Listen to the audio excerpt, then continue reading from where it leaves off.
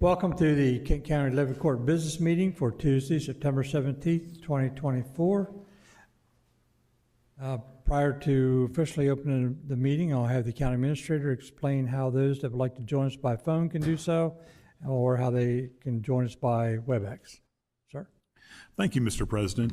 This meeting is being held in person at 555 Bay Road, Dover, Delaware, in Levy Court Chambers. We also are making it available via the internet through WebEx. Participants can join us by phone or by computer during the meeting.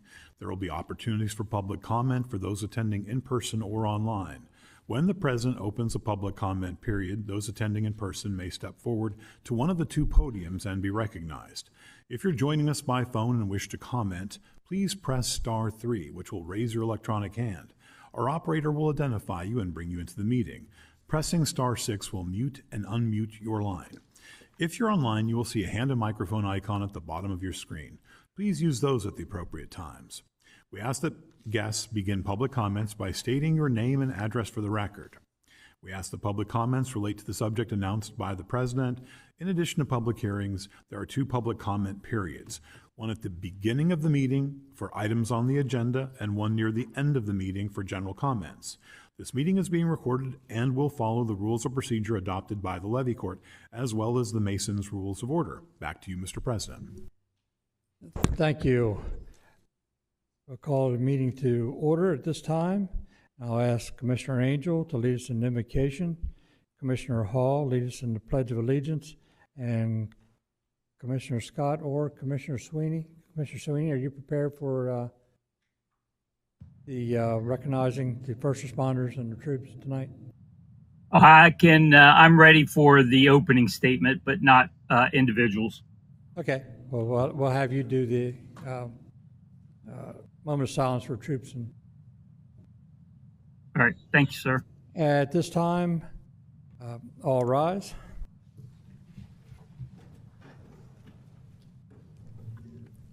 Heavenly Father, we come to you tonight asking for your wisdom and guidance in the work we're doing before the county. We ask this for all walks of faith. In this your name we pray. Amen.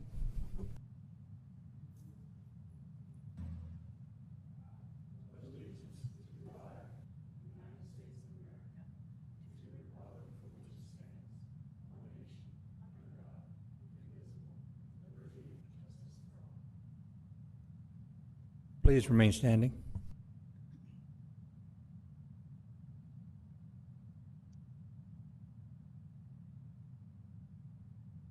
Commissioner Sweeney.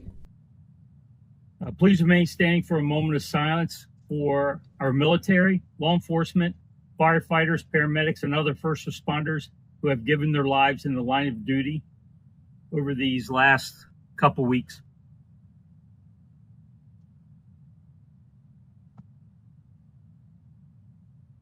Thank you.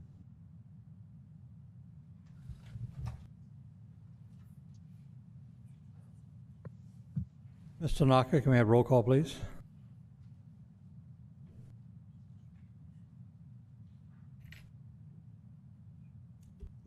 Mr. Angel. Present. Mr. Hall. Present. Mr. Hertz. Here. Mrs. Maston. Absent. Mr. Scott. Here. Mr. Sweeney. Present online. Mr. Pepper. Here. Mr. President, roll call reveals 6 present, 1 absent. Thank you. We do have a quorum. Need a motion for the adoption of this evening's agenda. So moved, Mr. President. Second. Thank you. Motion by Commissioner Angel, second by Commissioner Hall. Any questions on the motion? If not, can we have roll call, please? Mr. Angel. Yes. Mr. Hall. Yes. Mr. Hertz. Yes. Mrs. Maston. Absent. Mr. Scott. Yes. Mr. Sweeney. Yes. Mr. Pepper. Yes. Mr. President, roll call reveals 6 yeas, 1 absent. Thank you. This evening's agenda has been adopted. At this time, we allow time on the agenda for those that would like to speak of something that's on the agenda but is not covered under public hearing. We also allow public comments at the end of the meeting. So if you'd like to make a comment about something that's on the agenda and it's not part of a public hearing, now's the time. If you'd like to come forward. Mark, anyone online? If there's anyone joining us online that would like to make public comments at this time, please indicate by raising your electronic hand or pressing *3 if you're joining us by phone. I see no hands raised, Mr. President. Thank you. At this time, we have a couple of presentations. The first one is Resolution 4078, Kent Goes Purple. You can have Ms. Tanaka read that into the official minutes of Levy Court, please. Declaring the month of September as Substance Abuse Addiction and Awareness Month in Kent County, Delaware.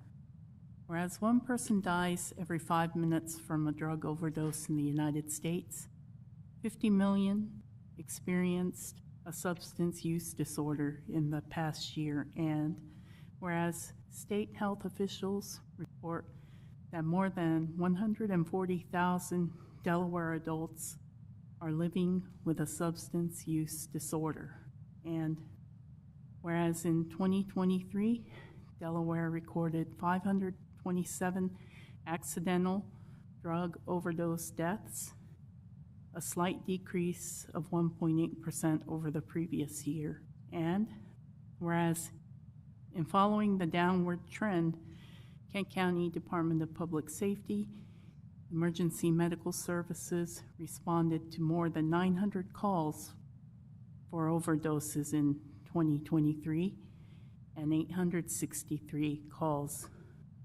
year to date.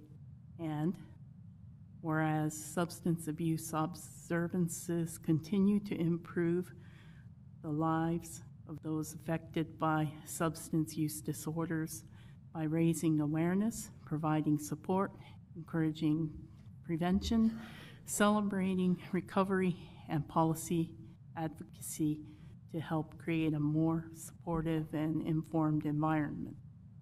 Now therefore be it resolved that the Kent County Levy Court does hereby proclaim the month of September as Substance Abuse Addiction and Awareness Month in Kent County, and urge our fellow citizens to participate in local activities to learn more about substance use disorders and share this knowledge with others.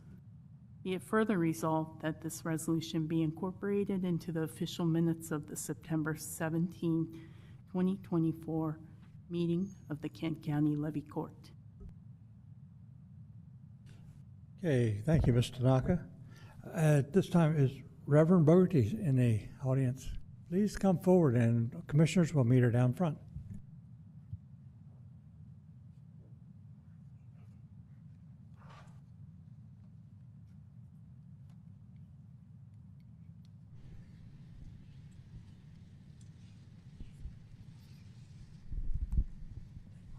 Mr. President, should we vote on this resolution? Yeah, we're going to vote on it down in front here. Thank you.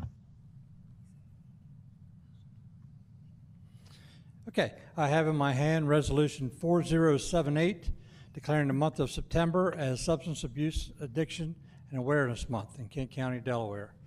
Ms. Tanaka, can we have a roll call? Or first off, can we have a motion to approve it? Move to approve, Mr. President. Thank you. Motion by Commissioner Angel, second by Commissioner Scott.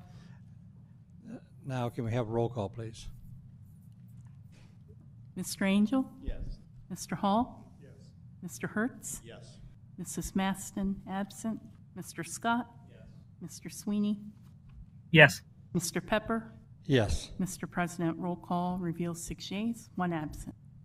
Thank you. Thank you. Reverend?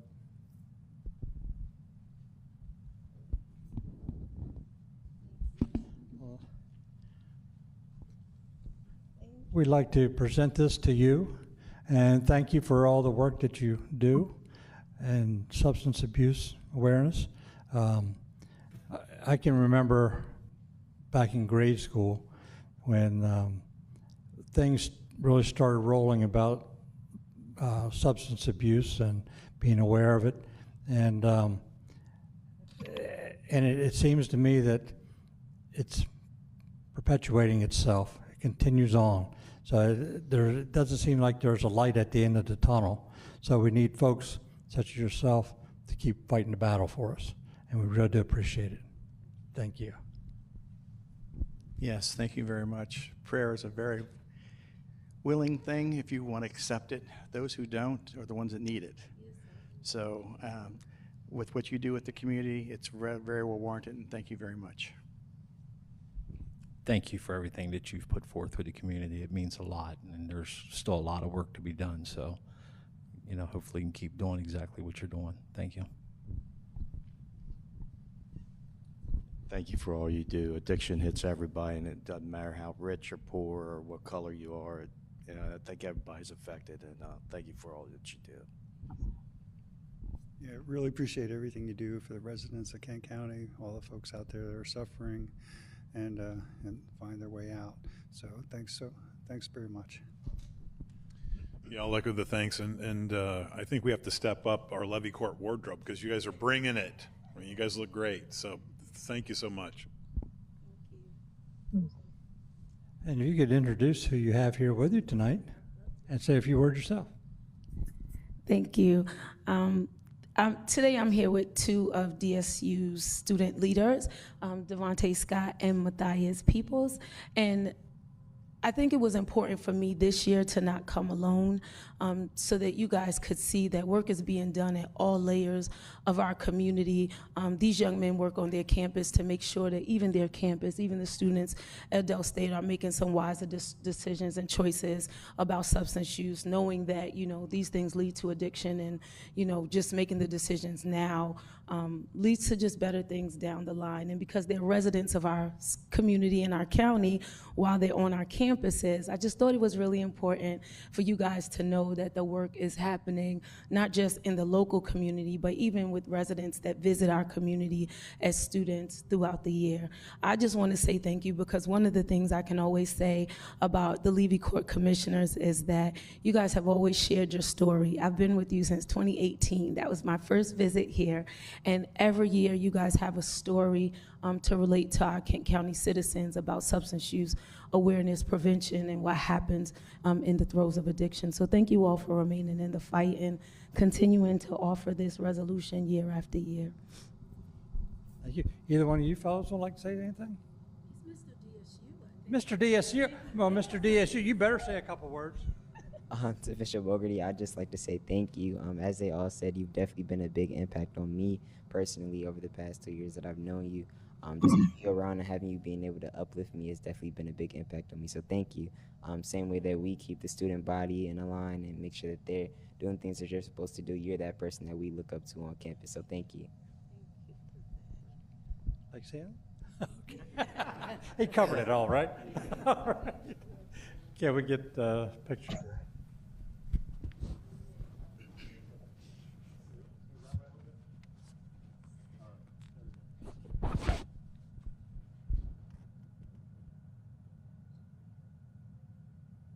President Pepper, while you guys are lining up for the picture, Reverend Bogarty, I am so sorry that I can't be here for this.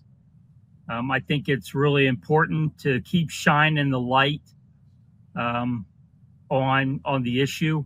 I know that many years ago, then Levy Court Commissioner Eric Buxton brought attack addiction into the county for a meeting, and it started to raise awareness then. And we can't stop, and we very much appreciate what you do. Thank you very much.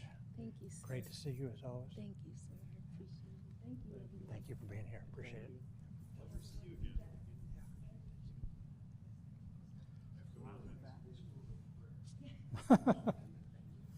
Yeah.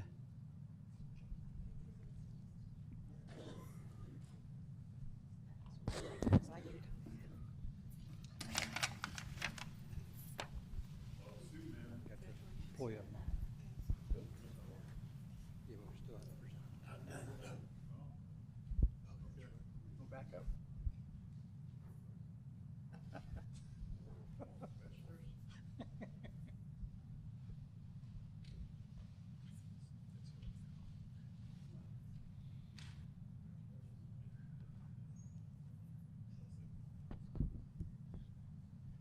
Okay, while we're still up here, we're here to recognize 2 employees of the month, one for the month of August and one for the month of September. If we can, Ms. Tanaka, can you read into the official minutes the employee of the month for August, Richard Washington? Richard cannot be here this evening, but we're going to read this into the minutes anyhow, and we'll present this to him at a later date. So, Ms. Tanaka, can you read that, please? Yes. Kent County department heads have selected Richard Washington from the Department of Public Works, Wastewater Facilities Division as the August 2024 Employee of the Month. Rick is a laboratory technician 2 in the Wastewater Facilities Division and started with Kent County in June 2001. Rick began his career with the county as a laboratory technician 1, promoted to a lab technician 2 in July 2015. As a lab technician 2, Rick has been instrumental in providing the best process control data available to our facility operators and managers. Rick consistently performs high technical work in the testing of wastewater samples to ensure compliance with the requirements set forth by the Department of Natural Resources and Environmental Control and U.S. Environmental Protection Agency. Being one person in a team of 3 has meant working weekends and holidays when necessary. Rick has been willing to work overtime to always maintain continuity of operations. According to the Acting Director of Public Works, Diana Galt, Rick is an exemplary county employee who is always willing to go the extra mile. For 23 years, Rick has always set an example of what it means to be a dedicated employee. His knowledge and experience are irreplaceable. Rick remains to play an intricate role in the lab testing process. Congratulations, Rick, on a job well done, and he resides in Commissioner Scott's and Pepper's districts. And the tribute reads, if you would like, I could read the tribute. Kent County Levy Court, August 2024 Employee of the Month, Richard K. Washington. On this, the 30th day of July 2024, the Levy Court of Kent County, State of Delaware, does hereby recognize Richard K. Washington, Laboratory Technician 2, Department of Public Works, Wastewater Facilities Division, for his exceptional initiative, dedication, and conscientiousness in the delivery of services to the citizenry of the county. Okay, great. Thank you very much. And as I said earlier, Richard couldn't be here this evening, so we'll present this to him at a later date.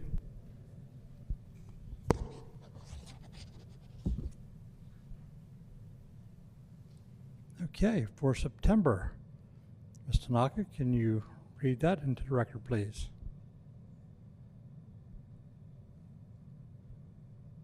Kent County department heads have selected Kirsten Koning from the Department of Administration, Information Technology Office as the September 2024 Employee of the Month. Kirsten is a Computer Support Technician 2 in the Information Technology Office and started with Kent County in August 2021. Kirsten began her career with the county as a Computer Support Technician 1, promoted to a Computer Support Technician 2 in May 2024. As a Computer Support Technician 2, Kirsten is the administrator for Office 365, Microsoft Exchange, and the point of contact for all Microsoft 365 applications such as Outlook, Teams, SharePoint, and OneDrive.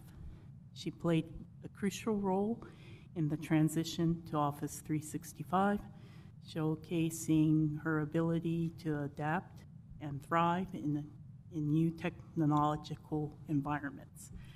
Her commitment to understanding the county's software is evident in her proactive approach to problem solving.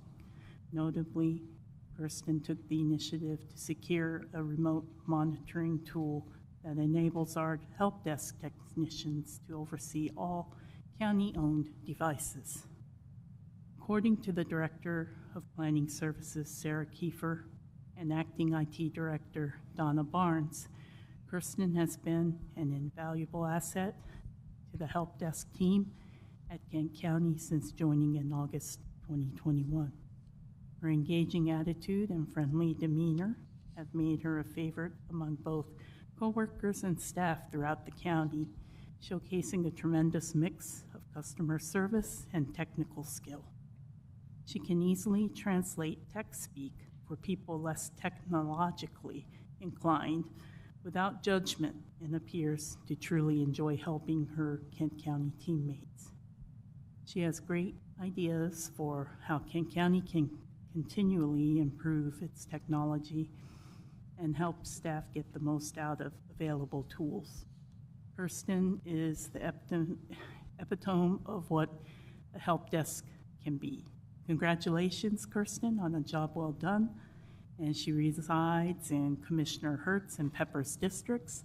The tribute reads, Kent County Levy Court, September 2024 Employee of the Month, Kirsten P. Koenig. On the 17th day of September 2024, the Levy Court of Kent County, State of Delaware, does hereby recognize Kirsten P. Koenig, Computer Support Technician 2, Department of Administration, Information Technology Office, for her exceptional initiative, dedication, and conscientiousness in the delivery of services to the citizenry of the county. Thank you, Kirsten. Come on down.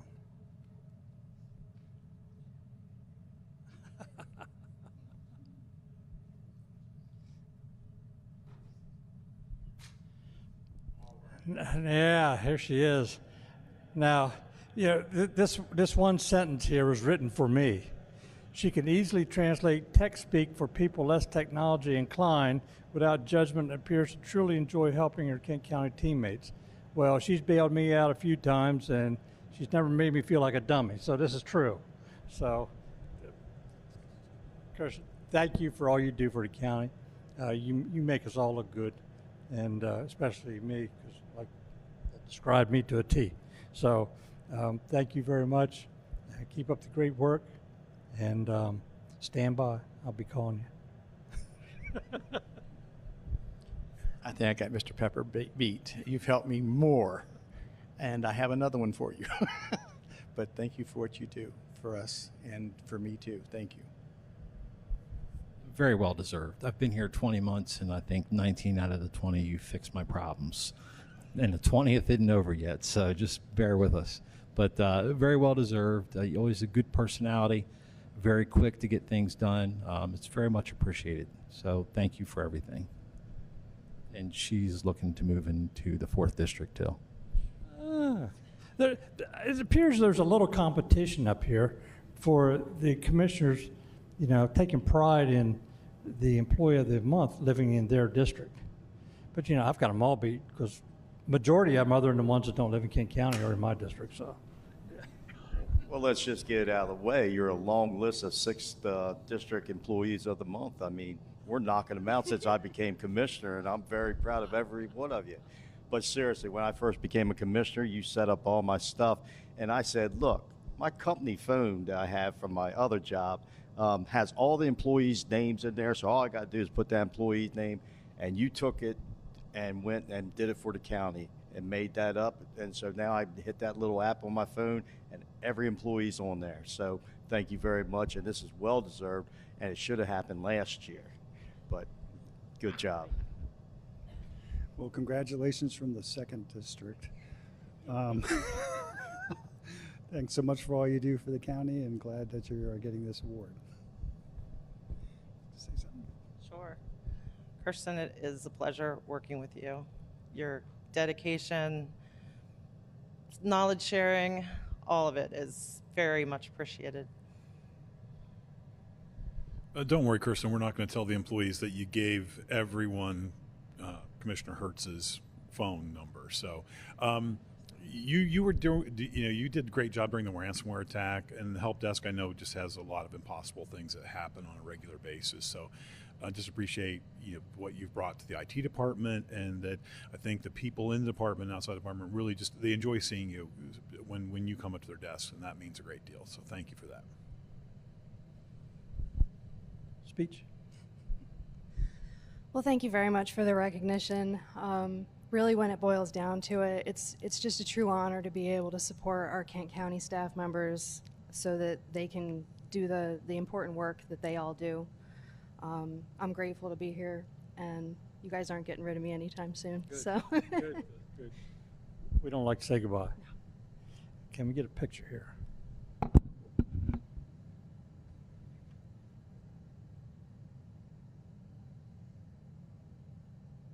Kristen, as a nearly 50 years of experience in information technology, I get it. The help desk is frontline, needs to be on their game, and it's very, very obvious that you are that person. So congratulations on this honor. Thank you, Commissioner Sweeney. Out of sight, out of mind. Oh, I hear you. We're going to fix that.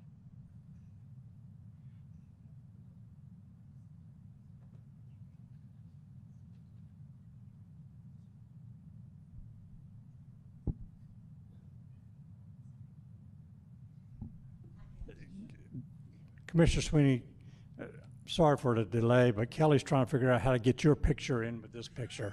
So. Yeah. I'll send her a good one. There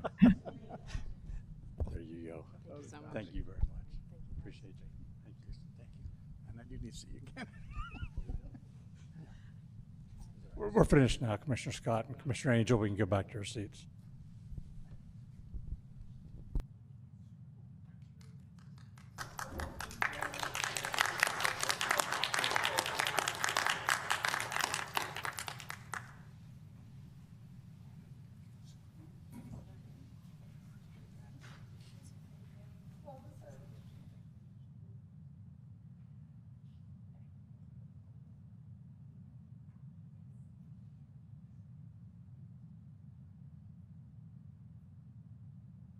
And Ms. Thornton? Jean? Do you have some introductions? We did hire 7 new employees in the month of July. 2 are here tonight, and 1 from the month of August is here tonight to be introduced as well, as she is unable to make next week's meeting. So we're going to start with Robbie Watts from Public Safety, and then we'll move on to Recorder Thornton.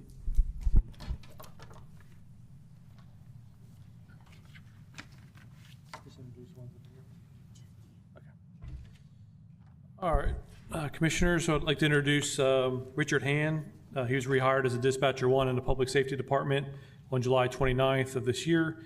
He did work in the same position from May of 2021 until 2024 as a contractual employer. Prior to that, he works as a dispatcher at Prime Care Medical Transport. He also is a first responder and resides in Commissioners Angel and Pepperidge District.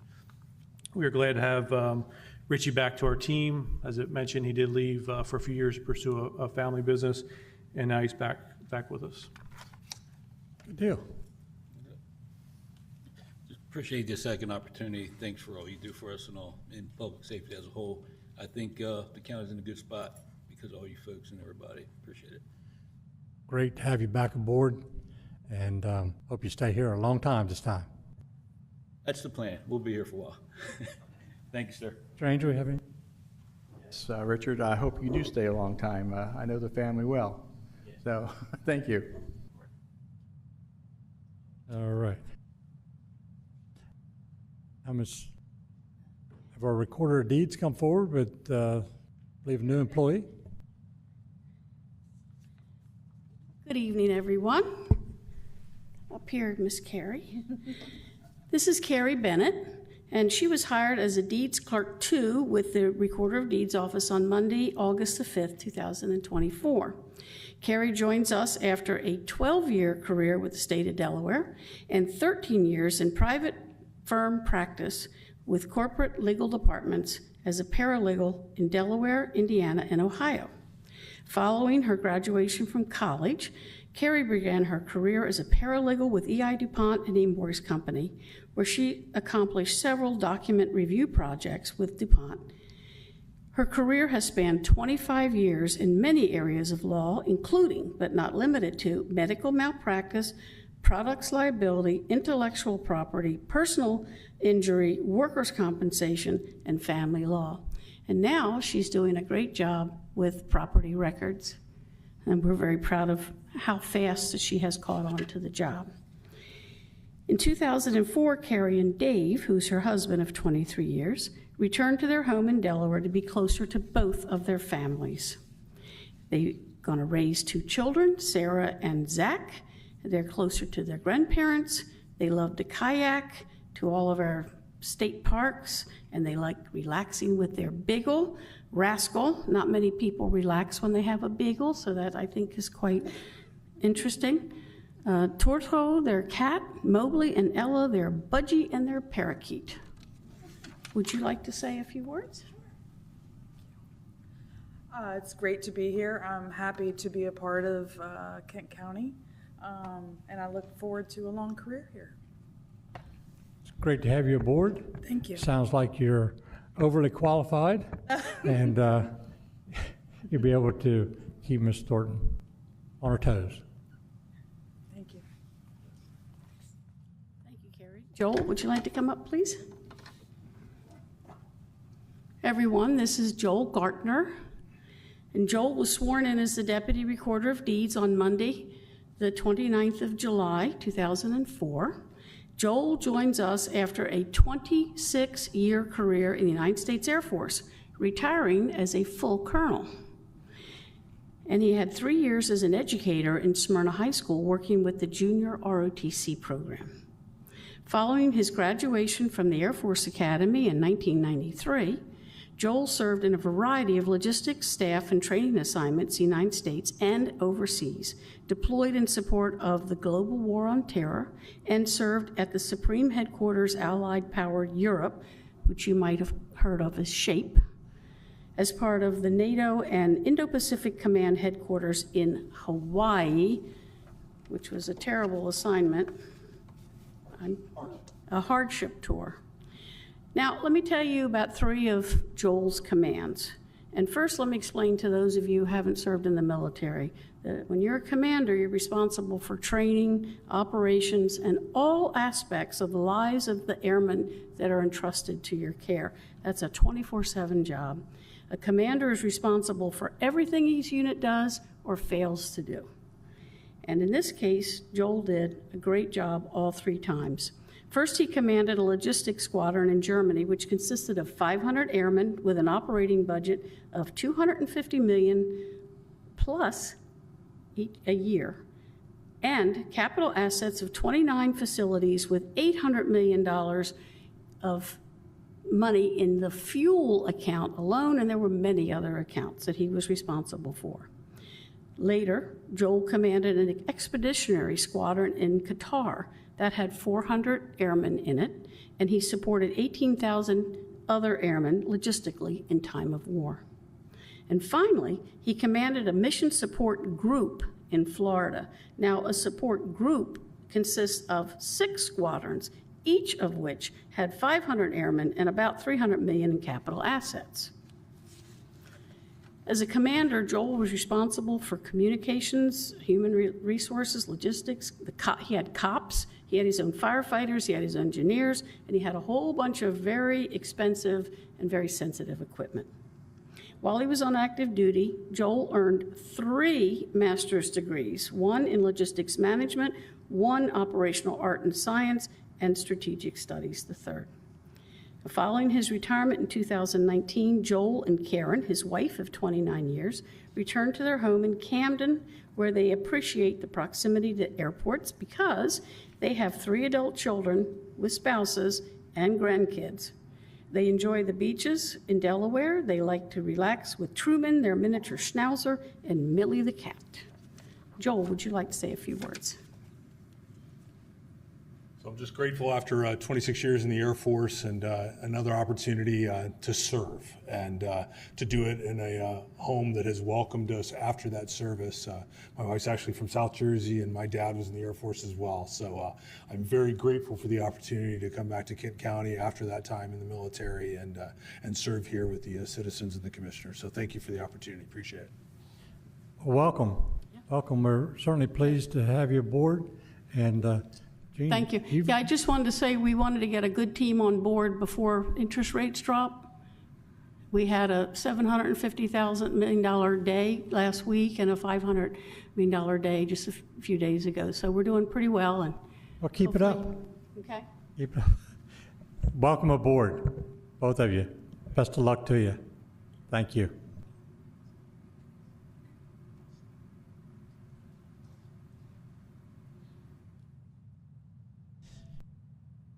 Okay, we have one public hearing this evening.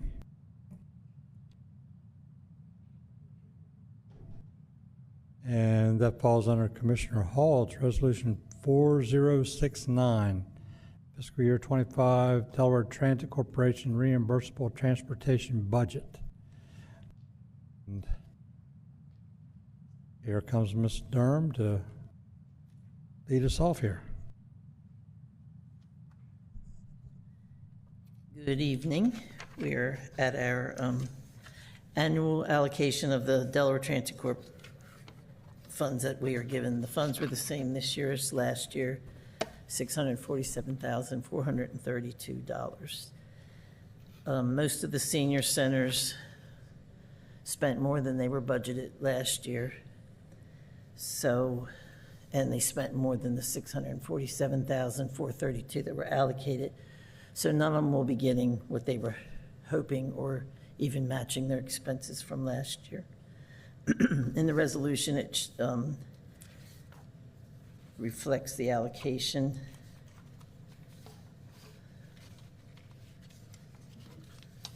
And was there any questions on that, or? Any commissioners have any questions? Commissioner Angel. Just for the record, Ms. Durham, we got modern maturity squared away with their issue with the state, correct? We did. It's an interesting little story there. Last year, they actually gave modern maturity an additional $85,000. So we had allocated $315,163, which included the $50,000 epilogue language, which is not there this year, by the way. But so they ended up with, over $400,000. This year, their allocation will only be $303,000. So, but they made out pretty good for this past year. Thank you. Mr. Durham, this $647,000 looks like the same amount that was last year. There was no increases. No, they really, in the past few years, have not given us increases. Maybe like there's been a $25 1-year increase, and then they dropped that back down, so we've stayed within this amount. All right, thank you. Any other questions? Seeing none, Ms. Tanaka, can we have you read Resolution 4069 into the minutes, please? And then we'll open public hearing on it.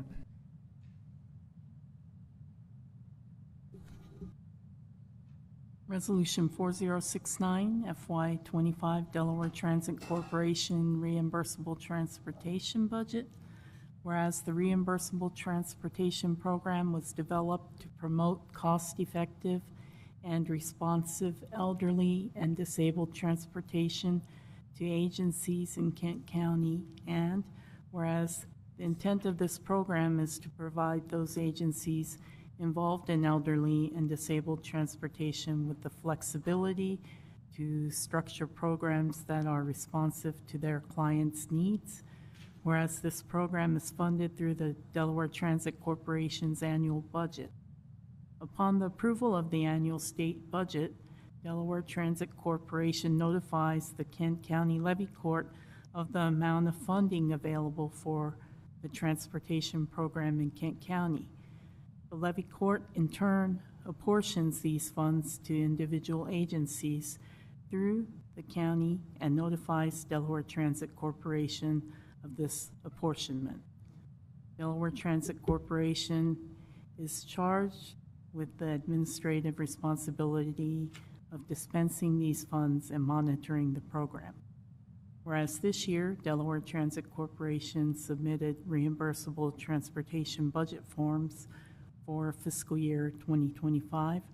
Recommended funding is as follows. Frederica Senior Center, $88,897. Harrington Senior Center, Incorporated, $30,031. Harvest Years Senior Center, Incorporated, $99,552. Mamie Warren Senior Center, $22,165. Milford Senior Center, Incorporated, $103,737. Modern Maturity Senior Center, $303,050, for a total of $647,432. Whereas, should the Delaware Transit Corporation identify any remaining program balances from previous year's funding, it is recommended that those balances shall be allocated to any senior center in the county which experienced a shortfall in the program funding during fiscal year 2023. Now therefore be it resolved that the apportionment of the funds earmarked for the reimbursable transportation program in Kent County for fiscal year 2025 be so noted above. Thank you. Thank you. This is a public hearing, so at this time we'll open the public hearing on Resolution 4069. And I'll give anyone the opportunity that would like to testify in favor of it to come forward at this time. Anyone in favor of Resolution 4069, please come forward. Anyone in favor? Mark, anyone online? If there's anyone joining us online that would like to speak in favor of Resolution 4069, please indicate by raising your electronic hand at this time. I see no hands raised, Mr. President. Thank you. At this time, I'll ask anyone who might be opposed to Resolution 4069 to please come forward. Anyone opposed to Resolution 4069, please come forward. Anyone opposed to Resolution 4069? Mark? For our guests online, if you would like to speak in opposition to Resolution 4069, please indicate by raising your electronic hand. Still no hands raised, Mr. President. Thank you. Any questions from the commissioners before I close the public hearing? Seeing none, close the public hearing, and I'll offer Resolution 4069. Commissioner Hall, would you like to make a motion? Thank you, Mr. President. Move to approve Resolution 4069, the fiscal year 25 Delaware Transit Corporation reimbursable transportation budget. Second. Thank you. Motion by Commissioner Hall, second by Commissioner Scott to approve Resolution 4069. Any questions on the motion? Seeing none, give me a roll call, please. Mr. Angel? Yes. Mr. Hall? Yes. Mr. Hertz? Yes. Mrs. Maston? Absent. Mr. Scott? Yes. Mr. Sweeney? Yes. Mr. Pepper? Yes.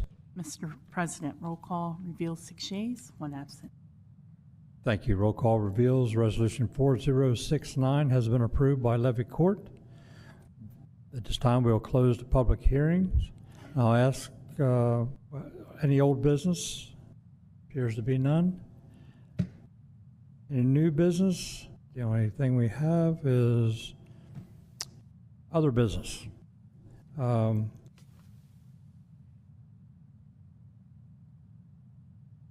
And do we have need for a executive session this evening? No, sir. Informational items. Any information items? Any public comments? Any public comments? Commissioner comments? President Pepper. Commissioner Sweeney. Thank you, sir. As we close this meeting and adjourn to workshop, if it's possible, could we stay out in chambers because the sound is 100% better? I don't see why not. Mark, would that work? Mark says it'll work, so we'll stay right here. And thank you. Any other commissioner comments? Mr. President? Yes, Mark. I believe we have someone that raised their hand online for public comments. Okay, sure. Our guest from Emmanuel Jenkins, you can unmute your line and give us your name and address. Thank you, sir. Thank you. Thank you, Mr. President. My name is Emmanuel Jenkins. I currently serve as the Community Relations Officer for the Delaware Development of Disabilities Council. The council is located at 410 Federal Street, Dover, Delaware. Thank you for the opportunity to speak really quickly. It was recently brought to my attention as the Community Relations Officer, which is another fancy way of saying Public Information Officer. On your website, under registration for programs regarding parts and rec, the word handicap is listed under the registration portion.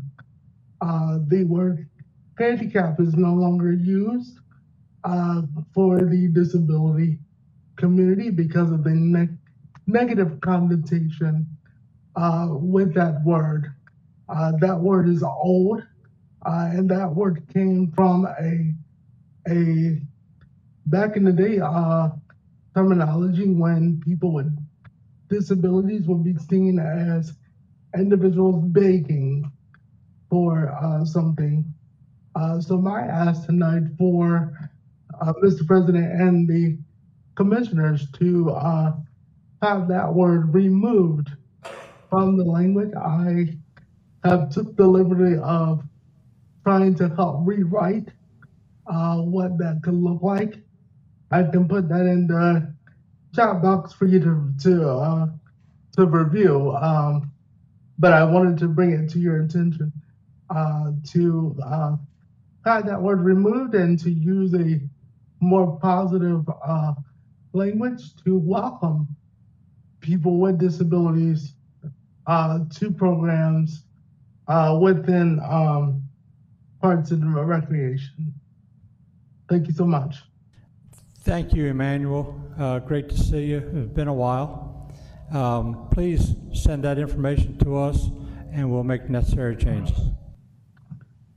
Should I put that in the chat box or should I email that to someone directly, sir? Email it, please. Can I have the correct email or should I use the one on your website or? Yes, use the one on the website. Yes. Will do. Thank you so much. Good to see you, sir. Thank you, Emmanuel. Take care of yourself. You too, sir. Anyone else, Mark?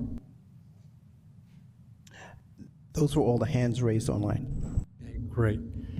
Okay. At this time, we'll adjourn to the workshop. We'll remain seated here and continue the workshop and move forward with that.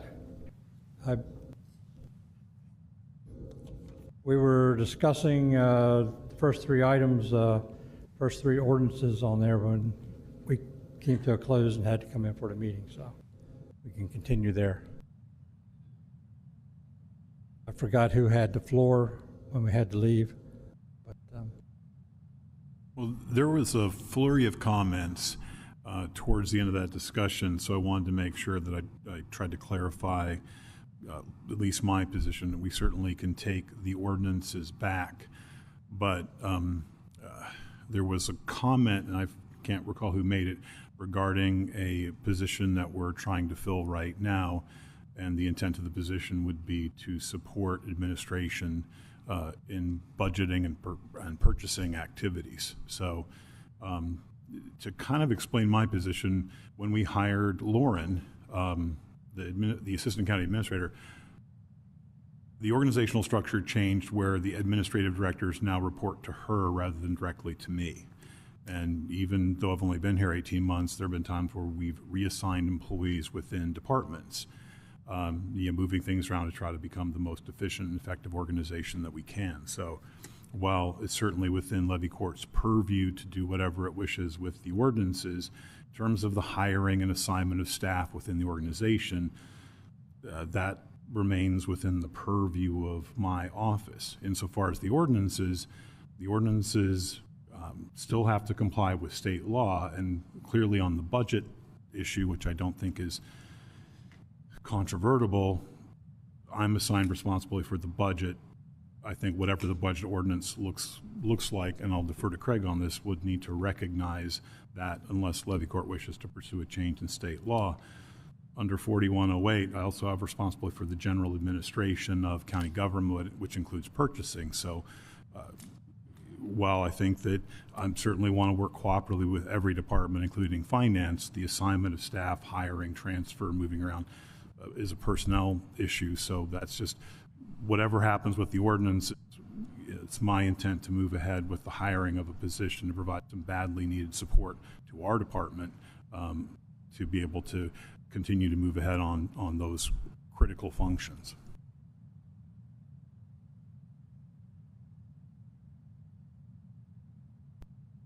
Commissioners, comments?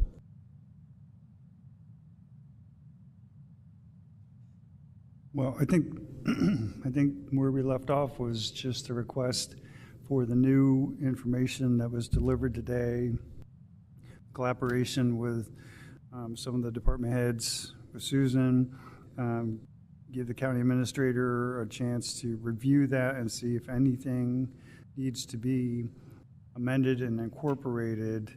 So, as Commissioner Hurt said earlier, we just get a clean ordinance to review and consider, and then move forward from there.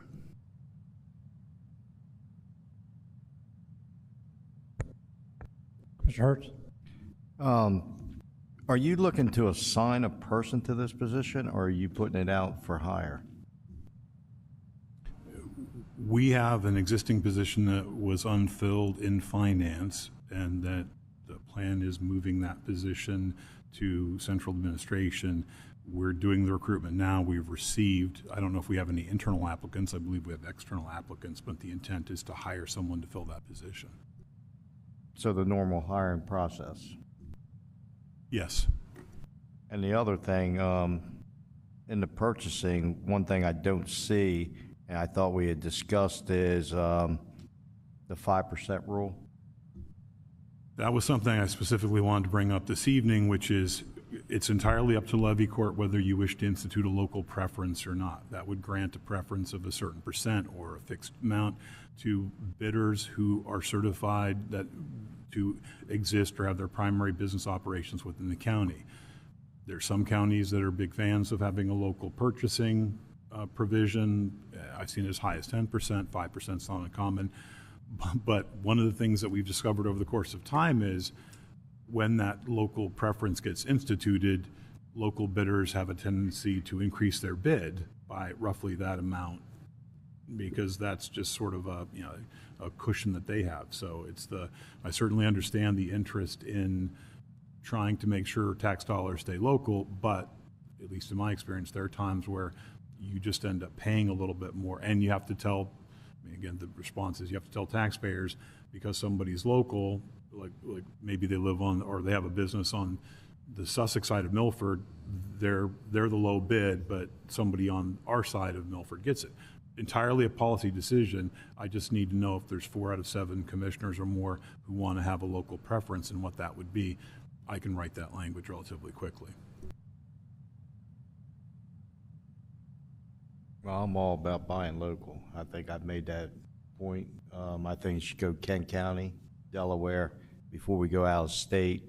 I know the Delaware company wasn't within 5% on these lifts that we bought for the sewer plant, and we ended up buying them from Comac, New York.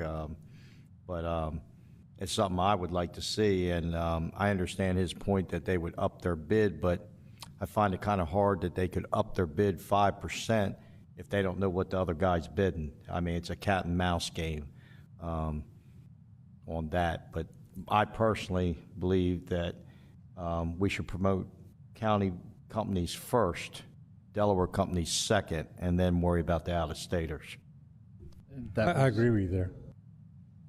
That was also something that was discussed back there in December or January, along with, you know, where these people would be placed at. I'm a little confused. When we was doing the budgeting and so forth here a couple months ago, finance department was short-staffed, and then there was kind of a question of whether they needed the staffing or not. So I just want to make sure I understand this right. So you're going to take a allocation for the finance department personnel, and you're going to now shift that to admin personnel. Is that correct? Well, in the budget, finance was given one additional full-time equivalent position, as was public safety. The thought is that the work that, because that position has been unfilled since the beginning of the year, that the work would follow the position. We're not interested in bringing someone upstairs to not do anything, but currently I'm reviewing RFPs personally. That's and I'm managing some RFP processes, including the Goggin RFP.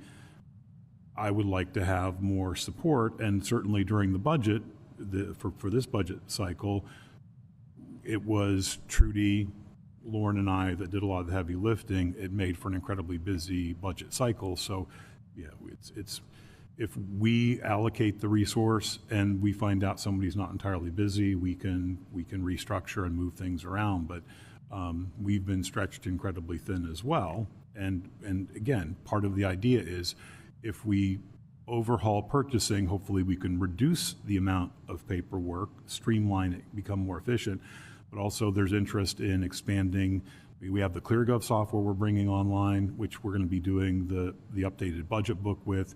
We need people to do that. And right now, it's just, you know, it's just your county administrator, assistant county administrator upstairs doing that work. So we'll try it. If it doesn't work, we'll flex in a different direction. But right now, I think that's the best course forward. Further, when it comes to whatever the levy court chooses to do on purchasing, most of the questions that person will have will be for me, because I'm the one that drafted the ordinance. So, and I presume that unless somebody else wants to take over doing the RFPs, I'll be working closely with that person. It's just going to be a lot, at least for me, more convenient. Also, since, you know, my obligation is to make sure Lauren's getting all the proper, you know, preparation and training to be competitive for this position, having her be involved in the budgeting purchasing is really fundamental to this job. So that allows us, I think, to do the best job of succession planning as well. I guess I just look at it a little bit different. I mean, I respect and appreciate what you're saying, but at the same time, it just appears that, I mean, there's being stuff pulled out of a completely capable finance department that we have that can handle these jobs, that have been handling these jobs for quite so many years, and now all of a sudden they're incapable of handling them. It's not that anyone is saying people are incapable. The way purchasing has always been done is different than the way I want to move forward with purchasing. I think having a fresh perspective and you know, trying to bring somebody on board. And at the end of the day, that's what you've hired me to do, is to manage the day-to-day operations of county government. So you're paying me for my expertise in knowing how to allocate resources. So this is not an attempt to be critical of any existing department, but we need to move forward in a direction where I think we're going to have the maximum effectiveness, and I think that's the plan that I have. So again, the rules of purchasing and the ordinances are entirely in levy court's realm, and I'll respect whatever ordinance is adopted, trusting that it complies fully with state law. But at the end of the day, it's my responsibility to make sure that we're performing the day-to-day services in an effective way. So I want to be able to make those decisions. And I think that is also at Levy Court's discretion, correct?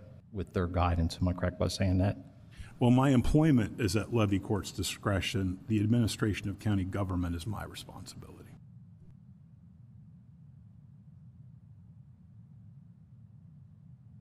Under the direction of the county government, which is the 7 elected body. Absolutely. The elected body passes legislation, creates policy, all those directions, but there is a difference between the governance of the county and the administration of the county. I mean, I'll defer to Craig, who knows 4108 better than I do, I'm sure, but it's the day-to-day things like the assignment of staff, personnel issues, and I know historically, before the change was made, that Levy Court was more of a traditional commission form of government where commissioners were department heads. That's no longer the case. So, I mean, I think and again, I'd ask Craig, because he's our legal expert, is what I'm saying grounded in the law? It is. I mean, if you look at 4108, which was passed, I think in 2021, the legislature, without question, has greatly expanded the specific role of the county administrator, especially in terms of budgetary and other duties, for sure. Commissioner Angel. Thank you, Mr. President. I guess the one thing that has changed drastically is it seems like everything that we've done wrong since you've been here. So I'm just going to put it out there the way I feel. I keep hearing, I want, you want, I want more support. We have procedures and policies and things in place that have worked. You may not like them, but they're there. And by making all these changes at one time, and I have to say this, that I feel that if you want total control, that's what it comes down to. And I don't see that as one of the issues that I want to give up. We, as a body, governing body, are the total control. With 4 votes or more is what I've always been told. So, having said that, moving one person out of finance up to administration, and where finances needs that person. The fact is that the way the budget was being done, evidently you didn't care for the way the budget was being done, so you just took over. We asked you to work with finance to work with it. I didn't see you working with finance, sir, that way. It was your way or the highway. It's the way I look at it. And I'm sorry if I have to come out and say that in public, but that's the way I feel. Well, I think the new narrative now is somehow this is some kind of control motive on my part. Everything that I'm doing is trying to push authority and accountability down to line staff. The people who've complained about, I mean, if we change purchasing or not, it doesn't have much effect on my day-to-day work. It has a profound effect on the people who work in departments. And they're the ones who said, hey, is there anything you can do about this? Can you make this better? So the things that I've done with budgeting has been to empower directors to be more involved. Jeremy, sitting in the back during the meeting that I didn't attend, he reportedly said that he knows way more about his budget than he ever did before, because he delegated a level of responsibility that I think is appropriate for a director to have. I want directors to lead. I don't want to be their micromanagers. I want our support staff to feel like things like purchasing and budgeting make their jobs easier, not harder. I understand your perspective about how great everything at Levy Court has been, but I think that's a direct result of what you've been told, and that's not what I've heard from employees who've worked here for 30 years. And what I'm trying to do is make their lives easier and better and make their jobs more doable every day. Well, first of all, I never said everything was greater and better. All I said, system in place that worked. So there's a difference. policies.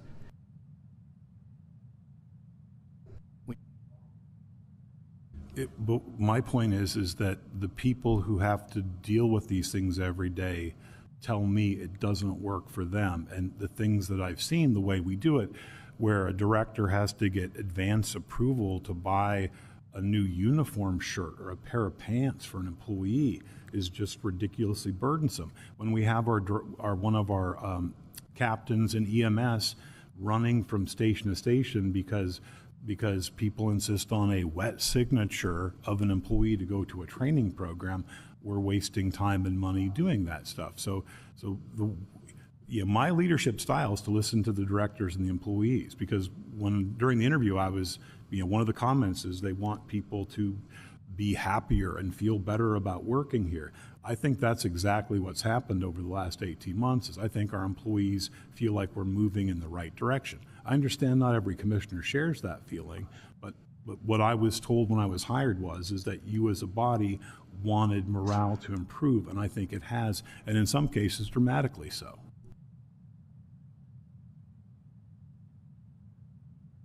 Well, without getting into semantics on personnel issues, I can't comment on that. I'll talk to you about that afterwards.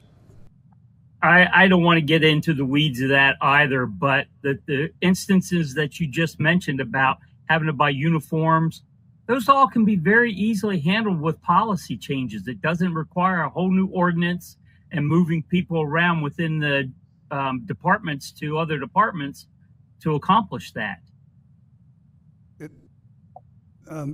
Commissioner Sweeney, just to respond to your comment, it probably could be fixed by a policy change, but I can tell you that 6 years ago when I was running for office, I would run into people in the county that had worked here, and one of the reasons why they were happy to leave was the pain of purchasing and the difficulties. And I see this at my day job, so I get it. And my point is in 6 years, we have not changed any policy.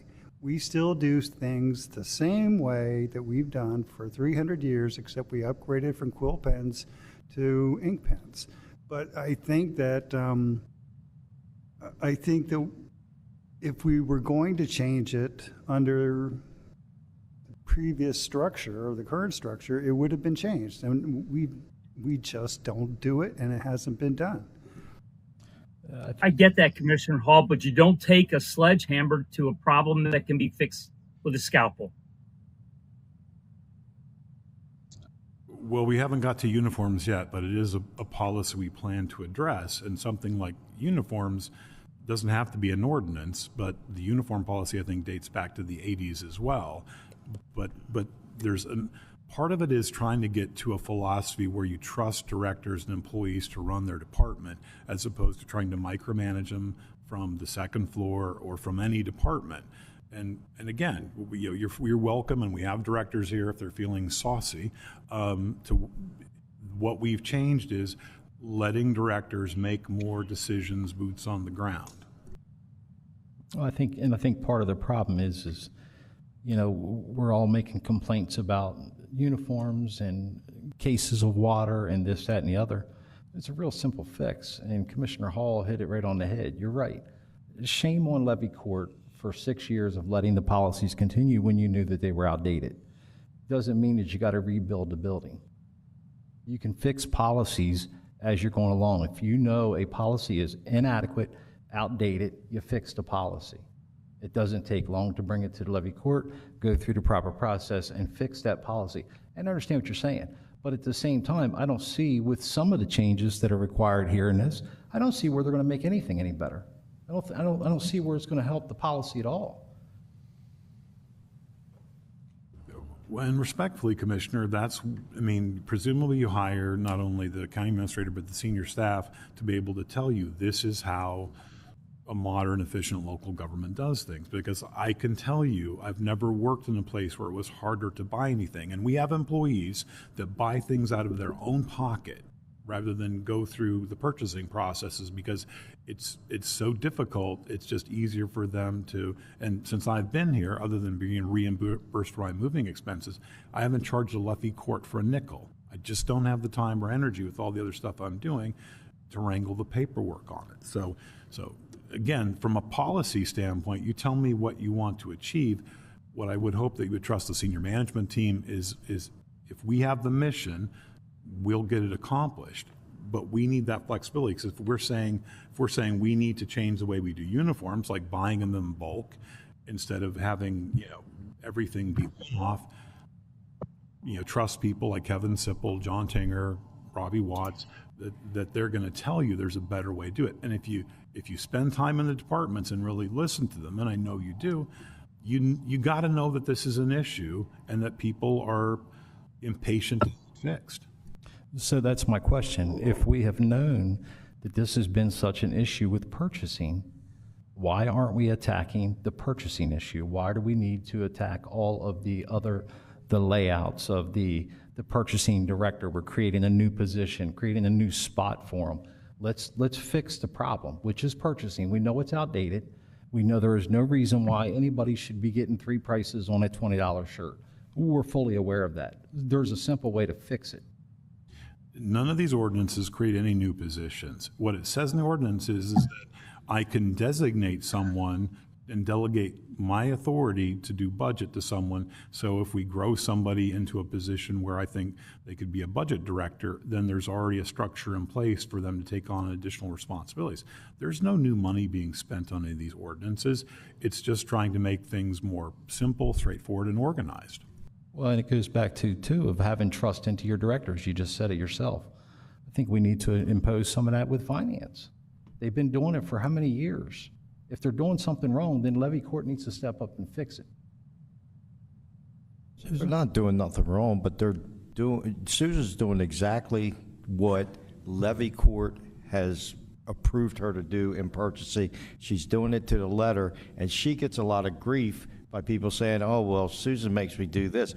I know Eric Buxton even would complain about how purchasing was, but he's the one that made the policy.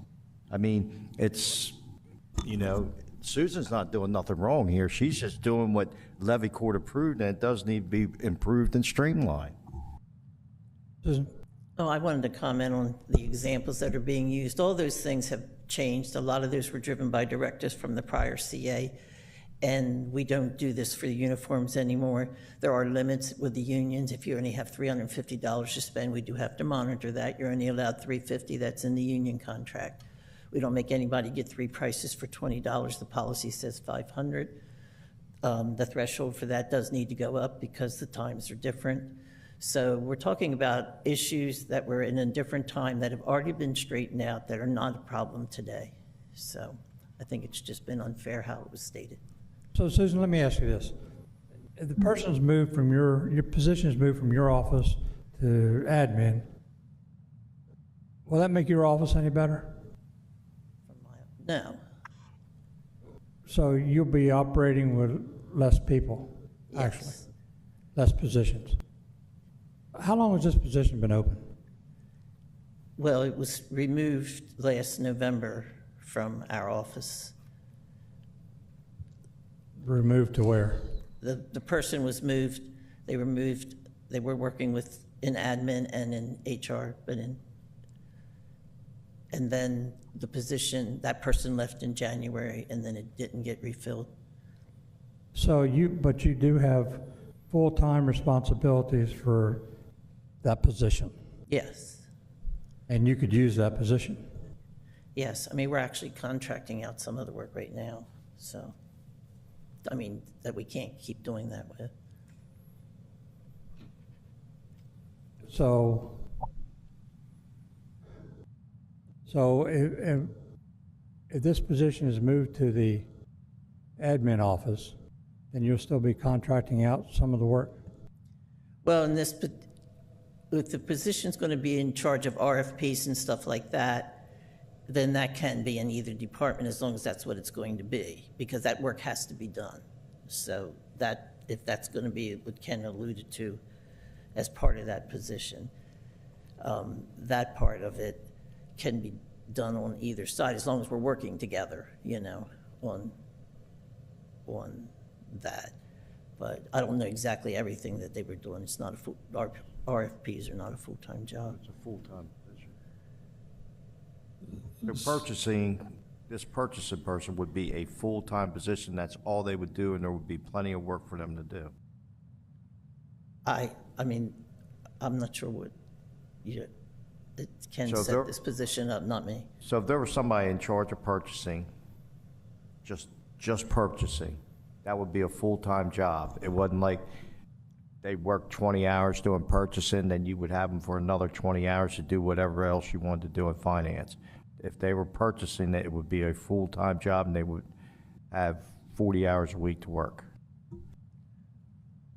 I'm not sure about the question exactly. I mean, I'm not trying to be picky. I'm just saying that, are you meaning if they were in my department or if they were upstairs, would it be shared? I'm not sure exactly what you were asking. I'm sorry. Is a purchase, if we put a person as a purchasing director, is that a full-time job where they would not have time to do anything else in finance? Their job would be 100% purchasing and be full-time? What? One of the issues or challenges we have is that the structure of finance is that everyone kind of does a lot of different things. So one of the frustrations directors have had is because the purchasing team is like 10 people. So, and the idea for this position would be to provide direct support to departments on purchasing, and also when the budget season kicks in, because most of our purchasing happens with the new fiscal year, and then as we get deeper in the fiscal year, there's more budget responsibilities, and it would be extremely helpful for us to have somebody to help. And it's not simply to help finance. A lot of the purchasing work happens in the departments when people are putting together bid packages and going through all the work. It's that finance does the review of purchasing. And respectfully to Susan, some of the things that have come about purchasing have happened since I've been here, which is the past 18 months, where people have said, been challenged on purchasing decisions. So there's been some frustration, because part of the idea is if someone like John Tinger, our EMS chief, says this is the thing that he needs, he has the professional expertise to be in the best position to say this is like the VR software we think is going to work for us. Having to justify that to someone in finance, I think is, I don't want to speak for John, but I think he's found that frustrating. And I see our acting IT director, Donna Barnes, is here. So, But that VR software was a $22,000 purchase. It was the first time, we've never had it before. It's coming out of the state funds, so I just wanted to follow Title 29. I gave him an opportunity to just get me 3 prices, because you can't say sole source for something that's not sole source. We could have approved it that day, because there's about 20 to 30 vendors out there that do it just when you search on Google. That was all we did with that. There was a solution. They would have been able to buy the product the next day. Instead, they waited 28 days. And I don't want to quibble about this, Susan, but in the policy that's on the books, that's adopted, sole source is my decision, and the decision was made by finance without bothering to consult me. So when we're talking about, respecting people's authority, that was one where I wasn't even told that. It wasn't truly a sole source, so, I mean, that's our interpretation. That's But just a professional it's my difference. call whether it qualifies or not. It's actually the Delaware code. Susan, was you following policy when this took place?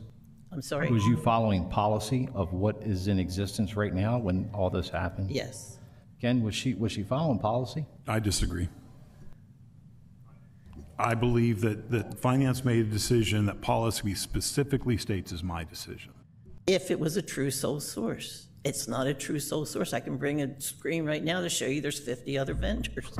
So, I mean, seriously. That's just a misunderstanding of what sole source means. As someone who I think has a level of expertise in, it doesn't mean there's only one manufacturer on the planet. It means there's only one product or service that is operationally suitable. Because if we have flight pipes or pumps, places that make definitely, I know that we do it all the time. But that's why I'm saying that the sole source determination. I don't want to get pulled in the weeds, but the reason to have the ordinance is there's a lot more definition, but one of the reasons why I want to be in the position where I can exercise my, my statutory responsibility is I want to be, able to work with department heads to make these decisions in a way that meets the law, but also meets the operational needs of the department. Well, there's usually more than one interpretation of law. It's really not that black and white, but anyhow, there's the intent to the law. But anyway, actually, the commissioners have the final say over purchasing. It's in the Delaware Code. Absolutely, they have the final say over the ordinance in terms of the assignment of staff within the organization. I No, respectfully I meant over disagree. purchasing. If there's a dispute over purchasing in the Delaware Code, it says that the levy court commissioners have the final say. Agreed. The ordinance disputes that. So Ken, I get that you've got over 20 years experience in municipal and county governments. I've got nearly 50 years of experience in state government and funding, and I think you're wrong on the sole source. And I've had to deal with this with the state for a number of years, and I think your description of what sole source is wrong. But it doesn't really matter what it comes down to. And I get it, employees, and especially those who are responsible for expending money out of their budgets, don't want the bother of having to ask somebody, can I spend money? They think we assign them money and they should be able to spend it. And I've had this conversation a number of times over the last 10 years saying that we approved the purchase of a truck. Why are they coming back and asking us for us to approve a truck? Those are the things that we need to address. We can address them individually. We don't need to take a hammer to this and smash every policy that was put in place for a reason, and that Susan, working with the previous county administrator, they did a great job in keeping our budget and our purchasing under control with the measures that we've had in place. That's my position. Well, I think our employees do a fantastic job of managing public dollars. I think they're incredibly responsible. I think they're creative.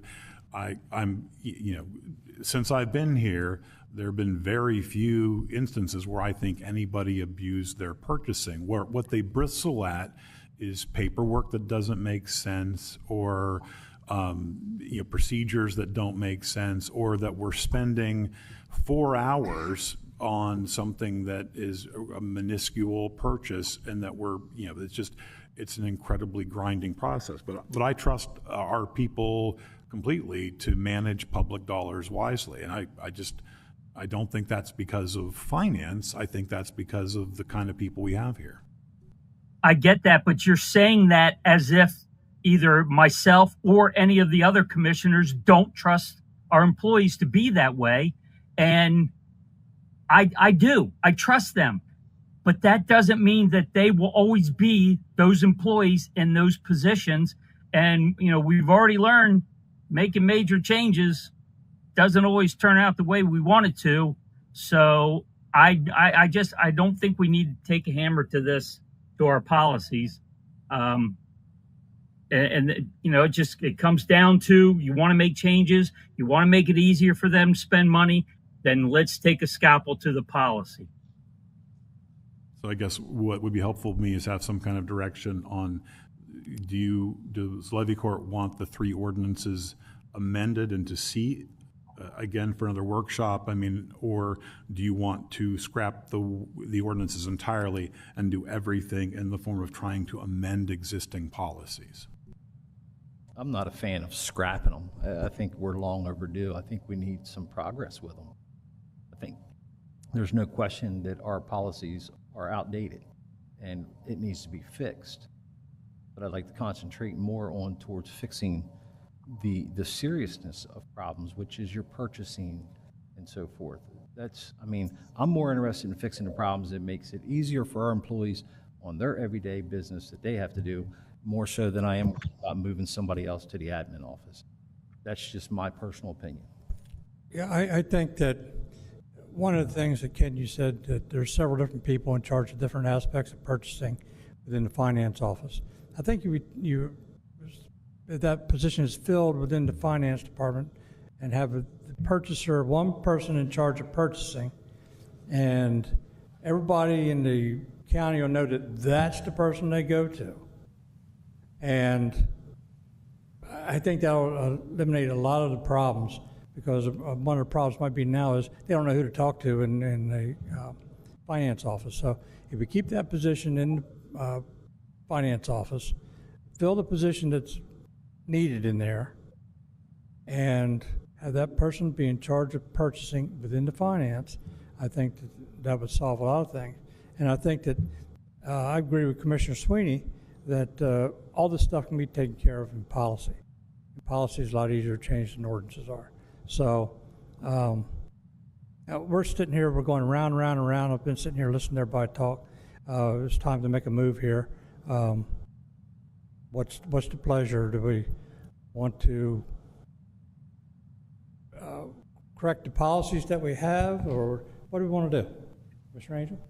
Well, let me just say, we want to go to the people in the know that have dealt with this. I mean, things can be tweaked and whatever along the way. And yes, we do need to make some changes on things that are outdated. Not a problem with the tweaking. I just want to get away from the conquer and divide us on how we do things, because that's what it's coming down to, and I hate that. We were never like this. That bothers me more than anything else, gentlemen. So my question is, what do we want to do with these three proposed ordinances here? President Pepper, You've heard mine. I don't Scalpel. know if we can, last December or January, we had some proposals that appeared to work for everybody. So I'm not sure why we got away from them. But I would like to see us go back to what everybody was on board with. I think it was fixing the problems. It wasn't reinventing the wheel of where a person sits. And it was making progress. I'm going to ask, if I may, Susan, how many physical purchase cards do we have for the county? We don't have purchase cards yet, we have credit cards. So How many we credit have, cards? so to answer that, we just have one for each director right now, because that's what I was asked to get. Yeah. One for each director? Yes. Okay. Commissioner, don't we have them for commissioners too? Credit Well, cards? Just two, because not all commissioners wanted a credit card. That's what I'm getting at. Not Oh, all okay. wanted it. Right. Purchase cards are in the horizon, but we just were too overwhelmed with this reassessment stuff. Just can't do it all. So would one extra position make you not overwhelmed enough to? I mean, it would certainly move forward, yes. Because what I hear is, I heard a couple of things tonight that make me scratch my head. One is that we can take a scalpel and quickly fix all these problems. I got 5 years in this organization. We don't do anything quickly. And getting a solution for, let's just say we only have 24 problems here that need to be fixed, right? And we're going to grab a scalpel, and we're going to argue, and we're going to bicker, and we're going to go back and forth. And part of the problem is I'm not an accountant. I don't have experience with local or state acquisition policy and law. So then it's a matter of, well, personally, I think based on nothing that I could actually substantiate. And we'll do that for hours. We'll do it for days. And so having these three ordinances, I think, bundles it up. Like with most things, nowadays what I think is, let's do it. Let's give it a try. And if it doesn't work, hey, we're the same body that could reverse it, tweak it, or fix it. But so that's the last word for me on this. To me, it comes down to communication and working together. Everybody getting on the same page in the same book at the same time. I've always said that, and I don't think that's happening. So, Alan, you don't want the ordinances? Yes or no? Not at this present time, I don't. I'd like to Okay, see us so that's work a no. on together. Like I said, it comes down to communication. If there's something that needs to be tweaked or changed, let's talk about it. I think that's doable. Well, let me ask you this. All right, so he's given us this ordinance, given us 3 ordinances. We've had them. Did you read them? Okay? What didn't you like? What specific didn't you like? The whole thing? What specifically didn't you like? I mean, As I said, Paul, in the beginning, everything's been deleted out and put in the way it wants to be done. That's the first thing that's set up. Why are we getting rid of something that's worked? I know we have to make because changes. something that worked 30 years I know ago it has doesn't to work make today. changes, Paul. Let me finish, please. But you don't cross out what's working. Leave it in, just like when we did our ordinances for planning. We left in there what was there and made changes below it. Let's do it that way, so it stands out, so we know what the changes are. What's it going to? What's it going to be? Where are we going? That's the roadmap. I don't have a roadmap other than it's all changing, and we don't do it just to see it and to make changes later on. I'm not for that. Don't make amendments for something changing.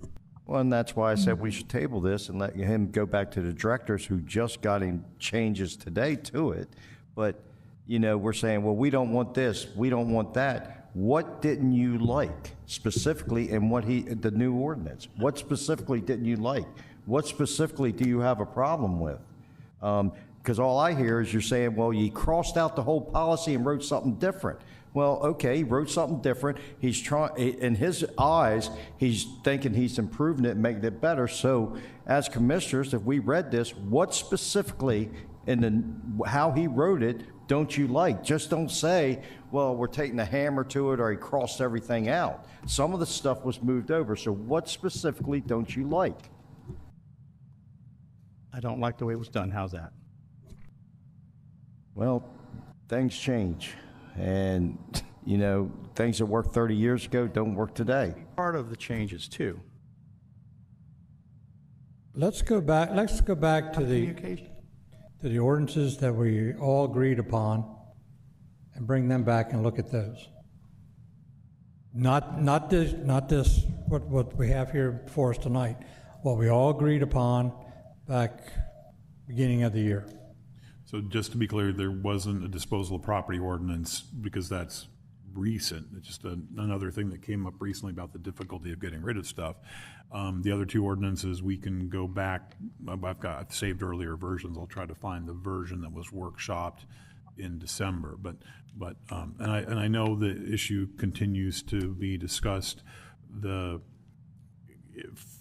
Whatever levy court chooses to do with budgeting and purchasing, I feel like when we hire a new person to play that role, I feel strongly that person needs to be in proximity to me so we can train and develop that person to understand whatever that direction of purchasing is. I'm not opposed to eventually transferring that position to finance, but when it's somebody we're trying to teach how to do this work, I want that person to be close. And that's kind of my position on that administratively. So whatever the ordinances say, that's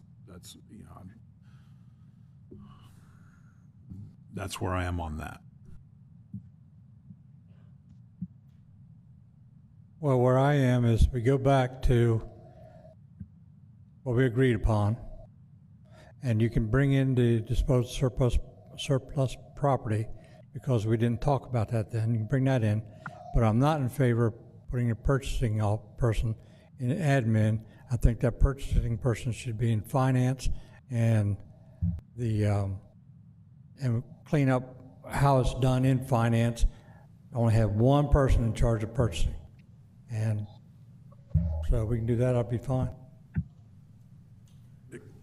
Except that we're very respectfully, Commissioner, I don't believe that's a levy court decision. I think it's a county administrator decision. So if we're coming to that point, it's my intent to proceed with hiring the position as I've discussed with the senior management team and staff. Well, you'd better read 4108 again, because it says everything you do is under the direction of the levy court commissioners. That would not be under our direction. That'd be something you took on as your own responsibility. And I'll just respectfully disagree. I think the law is clear that the administration of county government is my responsibility, and the assignment of staff within the organization is a clear, direct administrative responsibility. I mean, we have never taken staff assignments to levy court for approval in the past. We didn't do it with Lauren's assignment to supervise the admin directors. We haven't done it when we transferred staff between departments. I think it would be a horrible precedent to set for me to simply say, oh, in this particular case, we're going to let levy court dictate a personnel decision. But, you know, certainly if Craig has a different opinion on it, I'd be open to his legal expertise. Well, I'm not a management expert, but it seems to me one thing that we could do is hire one, literally a McKinsey type of person. And the way we would frame the issue is, you know, how do we manage this place while being both sensitive to tradition and accommodating the paradigm shift that 4108 represents? I mean, if you think that 4108 was not a significant development, you would be wrong. And as I say, I'm not a management consultant. Perhaps we should engage one. I don't think we need a management consultant that will tell us that the 7 elected member body of levy court can direct the county administrator at this point in time, even during a workshop, that he is not to hire or appoint or assign anybody to the director of budget or the director of purchasing. And the county administrator needs to heed that direction from the elected body. I think we are going down a wrong path. And so I think there's a clear difference of opinion here. My opinion is that county isn't served by having 7 commissioners try to co-administrate the county. We made a hire, and if we need 7 people in a room and make a vote and let the chips fall where they may, having a new county administrator, in my view, means that he might administrate the county differently than his predecessor. And that's what we hired him to do. And so these ordinances are just a reflection of a new management style, and that's what we hired him to do. And so if we think we're going to come up with some algebraic sum of 7 people's opinions and start micromanaging every aspect of the county, including hiring and placement, then we will get nothing done. Well, I agree with that, Commissioner Hall, but the problem is we're not making what you mentioned 12 different points and how it'll take 25 years or something. No, you just need 4 votes. 4 votes is all he needs to get what he wants done. I don't think he's got the 4 votes, and that's where the argument is right now.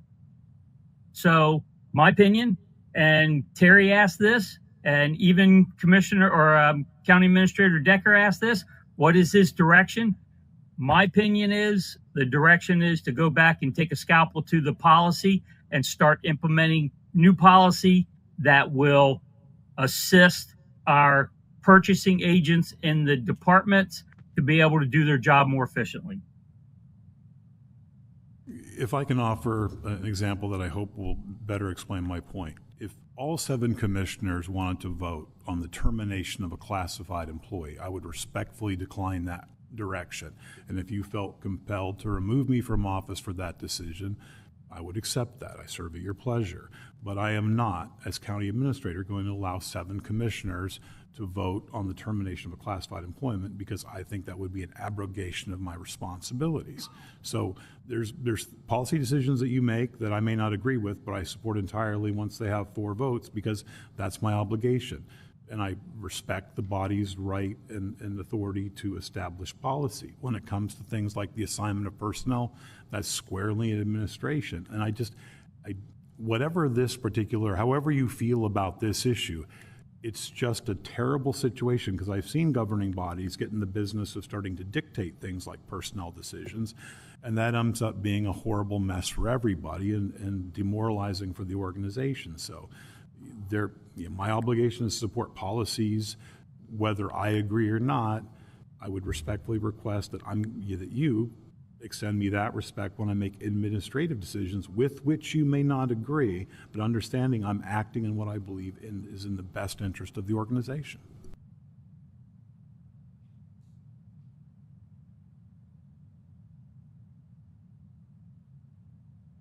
And we still have some agenda or some workshop items to go. So, at the risk of certainly at the Levy Court's pleasure, but would like to knock these other things out because we have staff waiting to get to those items.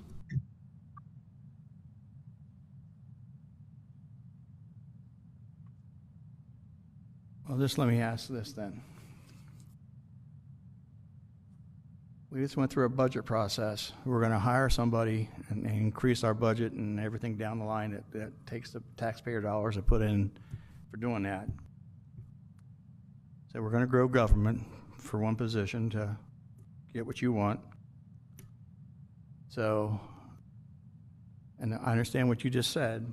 However, it comes down to we need to control what we do, and as levy court commissioners, we can do that.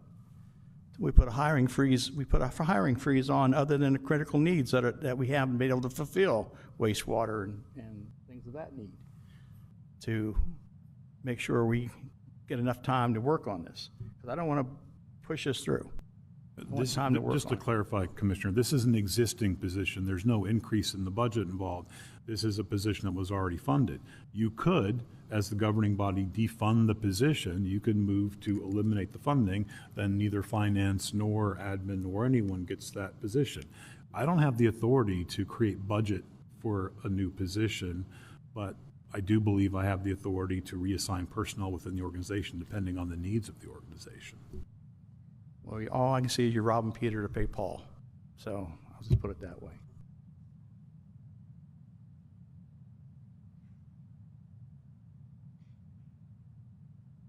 No, I think you have a clear majority who has set direction to move forward, and I hope that you will heed that direction. And President Pepper, I think we can move on to ARPA. I'm really interested in find out what's going on with our ARPA funds. Yeah, I agree. So we should just take this off the agenda for now and bring it back at a later date.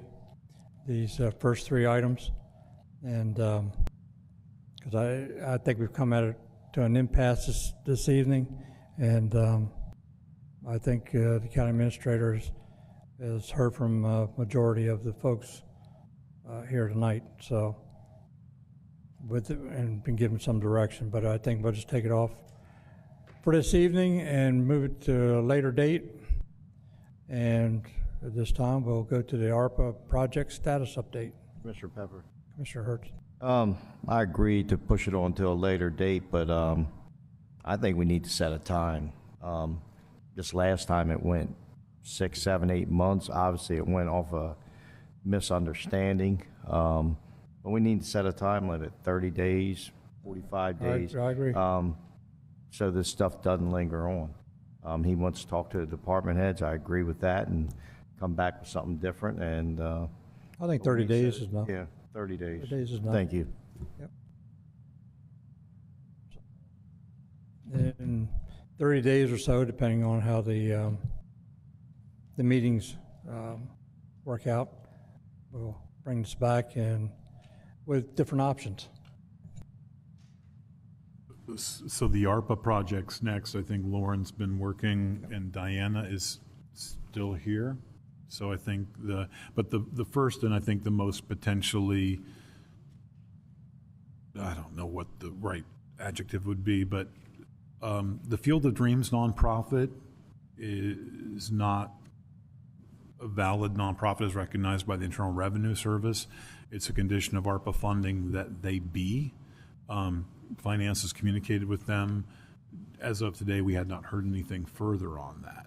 So I believe Commissioner Hertz asked this, Levy Court may need to set some kind of a deadline for that certification to be achieved, because if it goes too long, we lose our ability to reappropriate and spend those funds. Well, my question would be, what's that point of no return? Because it has to be. 31st, but I mean, we need some time to reprogram them before then, because it's nearly $500,000. We also don't know if any money's been expended yet. Well, that's my point. What's the point of no return of reallocating that money so it's encumbered by December 31st? Because whatever that date is, we got to set it, let him know, and be done with it. The source of funding for this is ARPA funds, but it's the revenue loss funds. So it's a little more flexibility in our ability to spend it within our own organization or whatever. The rules are a little different than when you have to use what they call the SLURF rules. So, which is what like we're doing for public safety and we're doing for public works, where the commitment still has to be by December 31st. It's just that the things that we can spend it on are much more flexible. So we could cut him off on December 15th? Oh, no. Okay. That's the date I want. So we can sit there and say, you've gotten to November 15th, and if you ain't done your stuff by November, you lost the money. That's the date I want. You have to say October 31st, because September 30th, we gave him to give us a status update, of what IRS, and whether he's been able to get the issue cleared with IRS. So if you want September 30th. September 30th is in the email that Lauren and I did. All right, so you emailed Lamar and said And he September 30th. acknowledged it and said that it was a mistake and he would get Teresa on it right, whoever Teresa is, on it right away. And we have not heard any, have you? I haven't either. All right, so come September 30th, we reallocate it, period. No, oh, well, I might get it. September 30th, he's done. Yeah.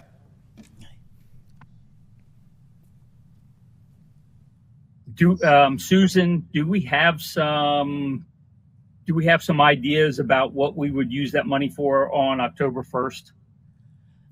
No, not yet. That would be something you guys would have to discuss.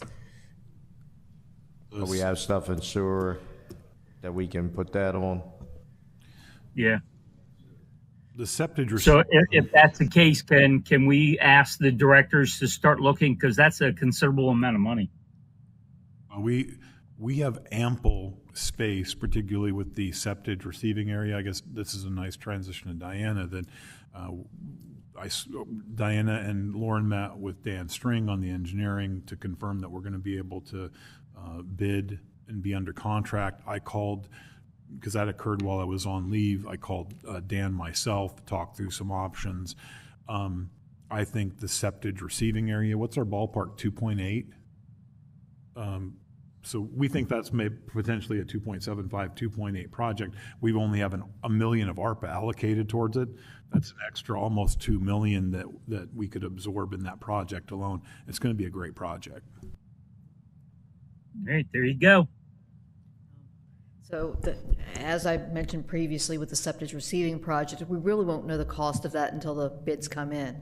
The last cost estimate I think that we had in associated with the budget prior to July 1 was $2.6 million, and that included the what we were showing as septage loan and the ARPA funds. So that based off the current estimate, which is, prices keep escalating, it was 2.6, and we matched the fund. So I'm not sure where that might end up. It could be 2 million over. It might be less than that. So I just caution that we might want to have a backup plan in case that project doesn't take it. So, but we'll wait and see when the bids come in. Now with the schedule, what we had talked about was that we would love to have the bid award done before Thanksgiving.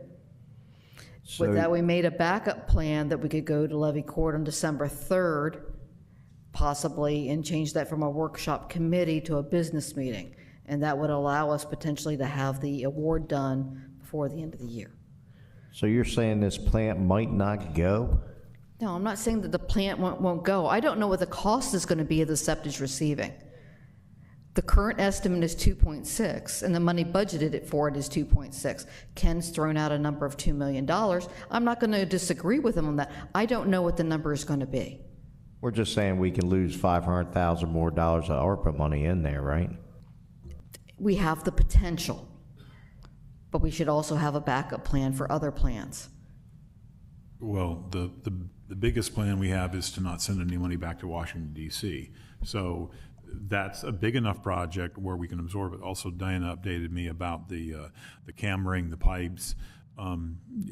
We're working with a buying consortium that is actually the same consortium we joined for the mobile command center, which also, I mean, they have a wide range of contracts. So there's a piggyback contract opportunity which would streamline that. But Diana is optimistic that we'll be able to have those contract documents to you sometime in November. But I mean, there's no shortage of money that we can spend on the septic receiving area. And I also talked to Dan String about, I mean, because there are some design decisions where if we end up having a plentitude of funds, there are things that we can put in add alternatives in the bid that, you know, options we wouldn't normally pay for, because we normally do everything duct tape and baling wire, but we can go with more premium options if the funding is available. But I think overall, based on the conversations, I'm confident that we're tracking with the DPW ARPA projects.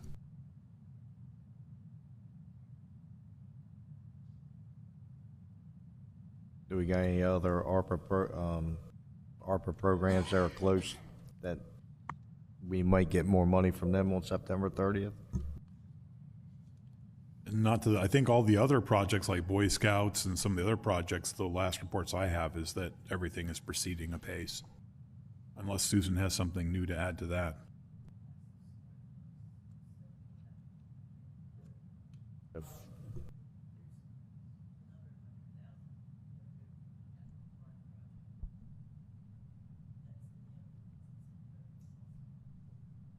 So Field of Dreams is the only one in jeopardy of losing their money September 30th.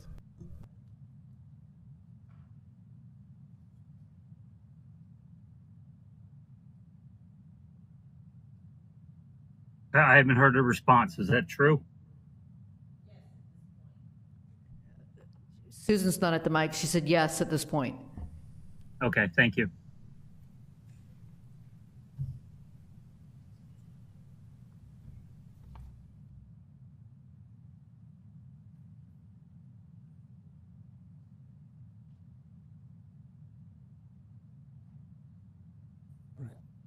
Good on ARPA? Okay. Yes. Just one other thing, the RFP for the Goggin House, how's that coming? Proposals are due Thursday. We've completed the first round, which was letter of interest. The invited firms are submitting proposals. We have the evaluation team that we're setting up. As soon as Jeremy will be one of our evaluators. As soon as we evaluate the proposals, we'll set up the interview round. Then we'll hopefully in October have a recommendation for levy court on the architectural firm to engage. I ran into Jim Ford last week down to Lewis, and he said he's still willing to help any way possible, whether it be review the RFPs or whatever. He'd be glad to do that. Well, I think if Jim's available, we'd love to have him on the interview. I know how enthusiastic he is about architects, so it'd be fun to have him. So, can you share how many responses there were? I'd prefer not to, since we have an ongoing bid process, so I'd like to keep the details as limited, but I'm confident we'll have 3 firms to interview. We did have one firm that missed a deadline. There was internal confusion. We did not allow them to submit a late proposal, but I did say that if we weren't able to select a firm, we could circle back, since they just came in late. But I think we'll be interviewing 3 firms for finalists. That's good. Thank you. okay, newsletter.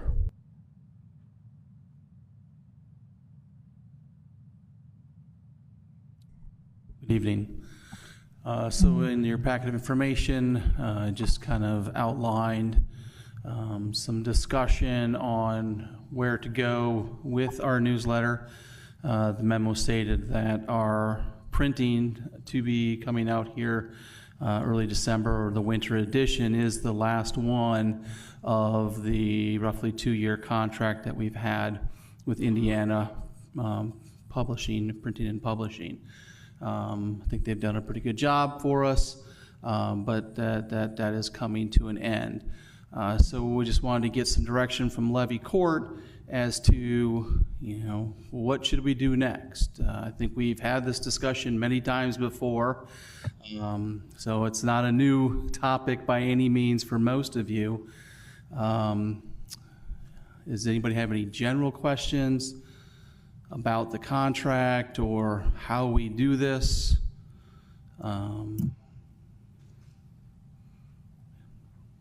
Are you happy with Are you happy with the contract that we have now? Yeah, I think that I'm happy with the contractor. I think that they've been with us for a while through COVID, which was a very difficult time, and they've always been very flexible with us. So I think that the working relationship there is good. The product, as far as being competitively priced, it's hard to know because when we go out to bid for these things, we really don't get a lot of respondents anymore. So, I know that we have discussed previously other ways of disseminating information. I think that there are some other things that are viable, maybe a little bit less expensive than that, but I think it serves a purpose for our community. Does carry information, not just for community services, but for all the services of the county. So it is getting, though, expensive. It's what, about $200,000 of line item to do the paper newsletter, that's a substantial investment. And demographically, the paper newsletter is less of way that people are communicating. Alexa, stop. Here's a reminder.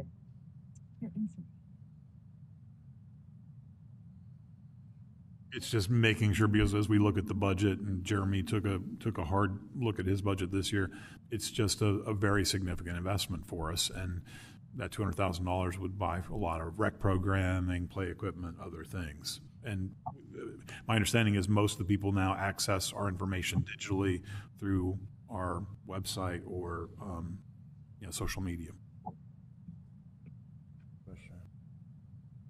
I think during the budget, you brought up a different way to get the information out there. That maybe I could be wrong. I thought maybe Newark or somewhere else that you referenced. Yeah. So what I referenced is the fact that municipalities such as the city of Newark, they don't send out a paper copy. They do have it designed so it looks like a paper copy, but it's just provided in a PDF format that can be emailed to residents that are on an email list, or can be simply downloaded from the website. So they had gone away from that many years ago, and they've always indicated to me that it really did not affect their service level. They're a little bit more confined because we're the entire county, but they do a significant amount of programming at the city of Newark too. What would be the cost difference? Well, you would still need to pay somebody to design it. So you're going to have somebody with some desktop publishing skills that can come up with that. I haven't ever really gone out for that type of work, so I can't really say, but it would be significantly less than the cost to print and mail. So I don't want to guess, honestly. If you want, we can get estimates. Lauren's, with the QR code technology and everything else, and if we send that, if anyone has a smartphone, they can just, once they click that, it takes them to a portal. That could be, and the QR codes could be coded by district. So the welcome to or the district commissioners or the at-large commissioner could do the welcome, triggered to that. So like, hey, welcome to the Levy Courts, program. But it's people are consuming more of that digitally. So it's not that I think there are still people who read the newsletter, but that's a declining demographic compared to people who access the information online. But I don't think it has declined enough for us to forego doing the printed newsletter at this time. Mr. Angel? It'll be the winter edition, so yeah, December. But I'm sorry, say that again.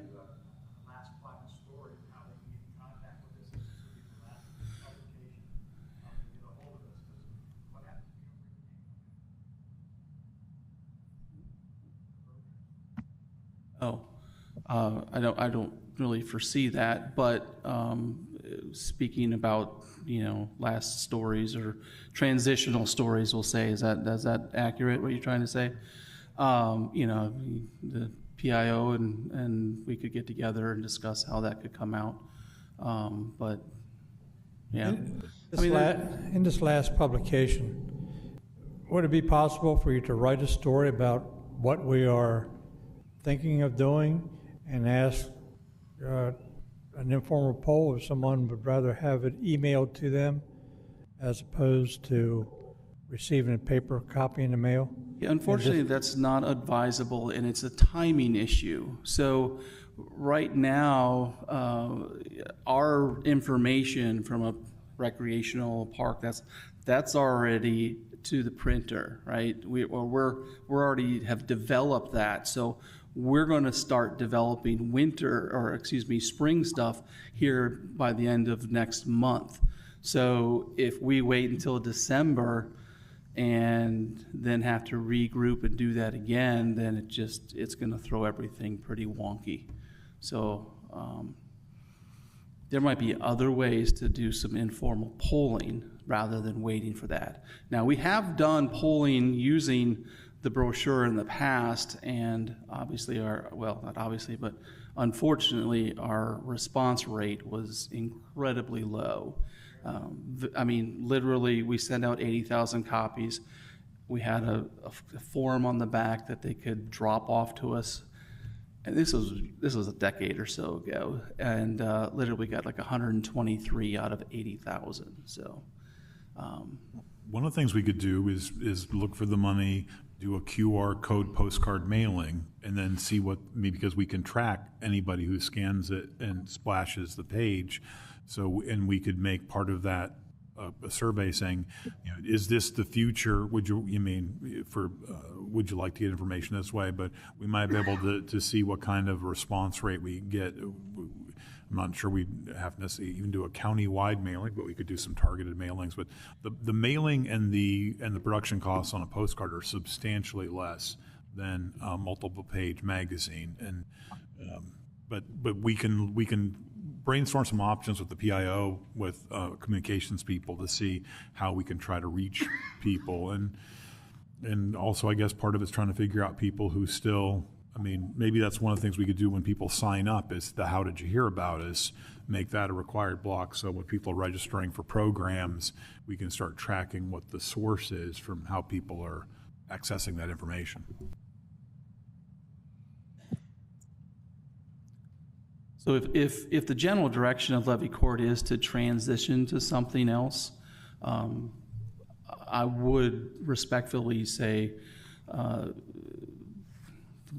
the next brochure is probably not a great time to transition. It's pretty quick, honestly.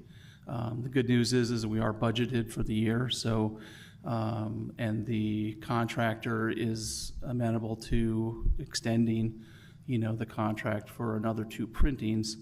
We can say if that's the time, then we could wait and make it a fiscal year transition.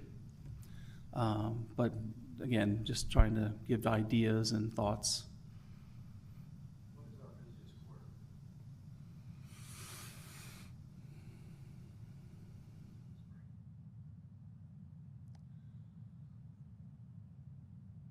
I'm going to say probably winter. Yeah, we just have a lot of indoor programming that happens So there's a lot of registration that happens. I mean, it's close. I mean, it's not like by far because we're just busy year round, but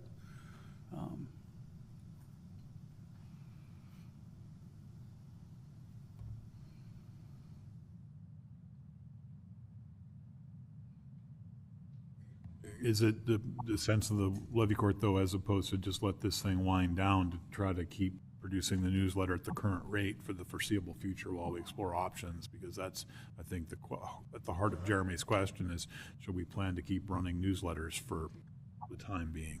At least for the rest of the fiscal year. We can bring this back with a couple transition ideas, and if anybody has any end product that they're thinking of, then we can research that. And if that end this is Commissioner Sweeney. There were some questions asked that apparently the video or the audio is not coming through online, so I'm not sure what was asked.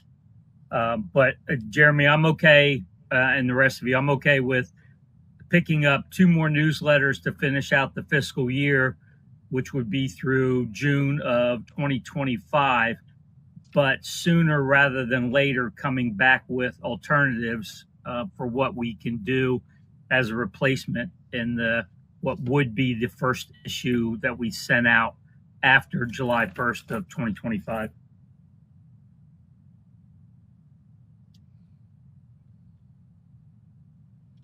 Sounds reasonable.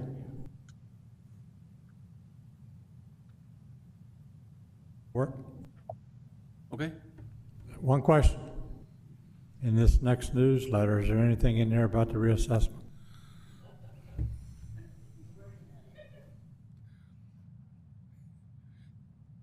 I don't know that I need to say this, but we really just handle the community services part.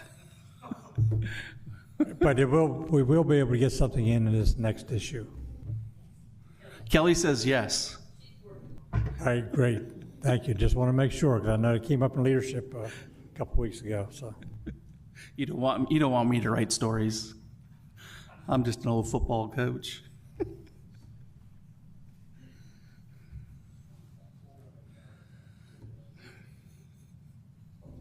So I think, does that sound reasonable to everybody?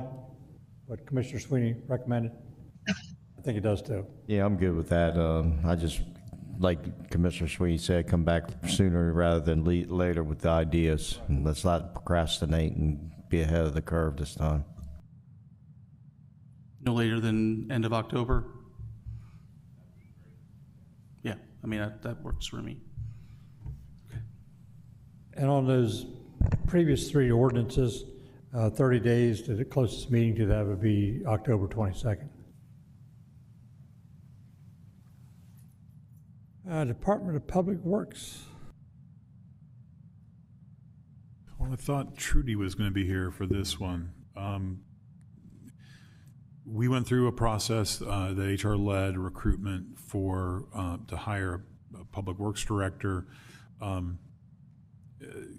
We had the top candidate who, after a lot of soul searching, just wasn't ready or to leave their current position. Although certainly disappointed not to be able to make that hire. I've spoken with Trudy afterwards. We're on the heels of that process. Trudy feels strongly that we should engage an executive recruiter to do the follow-up. Diana's time is winding down with us. I certainly wish her well, but it would be a huge advantage to us to try to fill the position before the end of the calendar year. Trudy didn't feel like it was going to be very successful to simply replicate what we did previously. There is an expense involved. This wasn't budgeted, so it has to come to you. And when we discussed this at the last workshop, I think the suggestion was to put it on for the coming workshop, so here we are.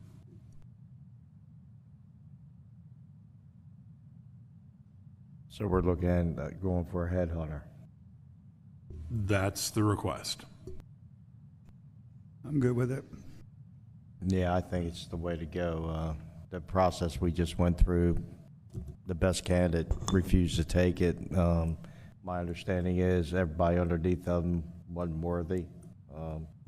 Well, we had I think it was 8 people on the interview panels for the final round, and their unanimous recommendation was, as the top candidate wasn't willing to accept the position to re-advertise or re-recruit. And that was to a person, and we had, I think, a pretty broad selection of people who participated in that process. So that was... Now, will this be the same headhunter that City of Milford used to get their police chief?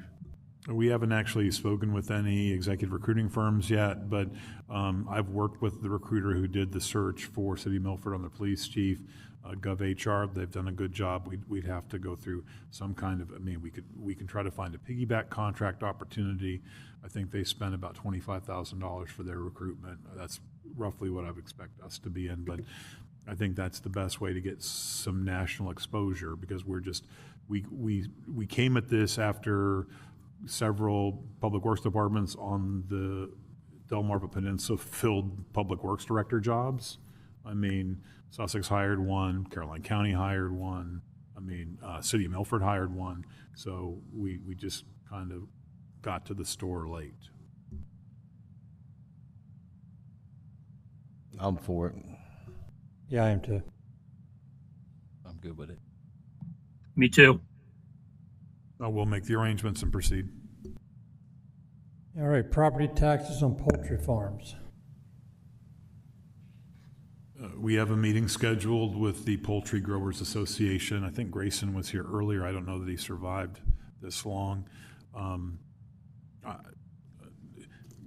This is more of Craig and Susan's area of expertise than mine, but my overall understanding is that for poultry farmers or ag in general to get tax relief, it will have to be action at the state level. There's a very limited amount the county can do at our level with regard to this, but they still wanted to meet. I think they have some technical questions that we'll try to answer for them, but I think they also want to come back. And I think there was an idea of a town hall meeting with a larger group, including state legislators. So we just wanted to put on the workshop to see how you wanted to proceed and what's the invitation list look like.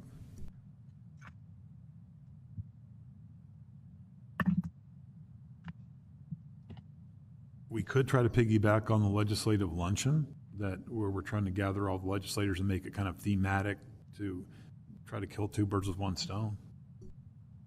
I think my fear is that the legislators are starting to get an inkling that we are going to hang them out to dry on this. So I think we need to have a town hall style meeting that has anybody at the county who can respond to why agricultural structures, agricultural properties saw such an increase. We can invite legislators to listen, but that needs to go out to the Delmarva Chicken Association or Poultry, Delaware Farm Bureau, and the Kent County Farm Bureau. Susan, I got a question for you. I heard this. With the new assessment on the poultry farms in Kent County, how do we compare to Sussex County? Because I was led to believe that we were so undervalued on our poultry houses that when they reassessed them, they just brought them up even keel with Sussex County. Well, Sussex isn't done yet, so I don't think that's probably correct. I mean, Sussex are just now getting their values for their poultry farms. So True. They haven't sent them out. They're just getting ready to do their value mailing. But weren't we charging $1 a square foot, and Sussex County may have been charging $10 a square foot, and now we've brought ours up to... So you're saying when they were assessed at the old values? Well, Sussex was 1974, or 1987. I did not hear that. I'm not going to say that that's not out there. I can find out for you, but... Yeah, because, were we assessed at $1 a square foot on a poultry house? That I don't know. I'm sorry, I don't know that. I can find out, though.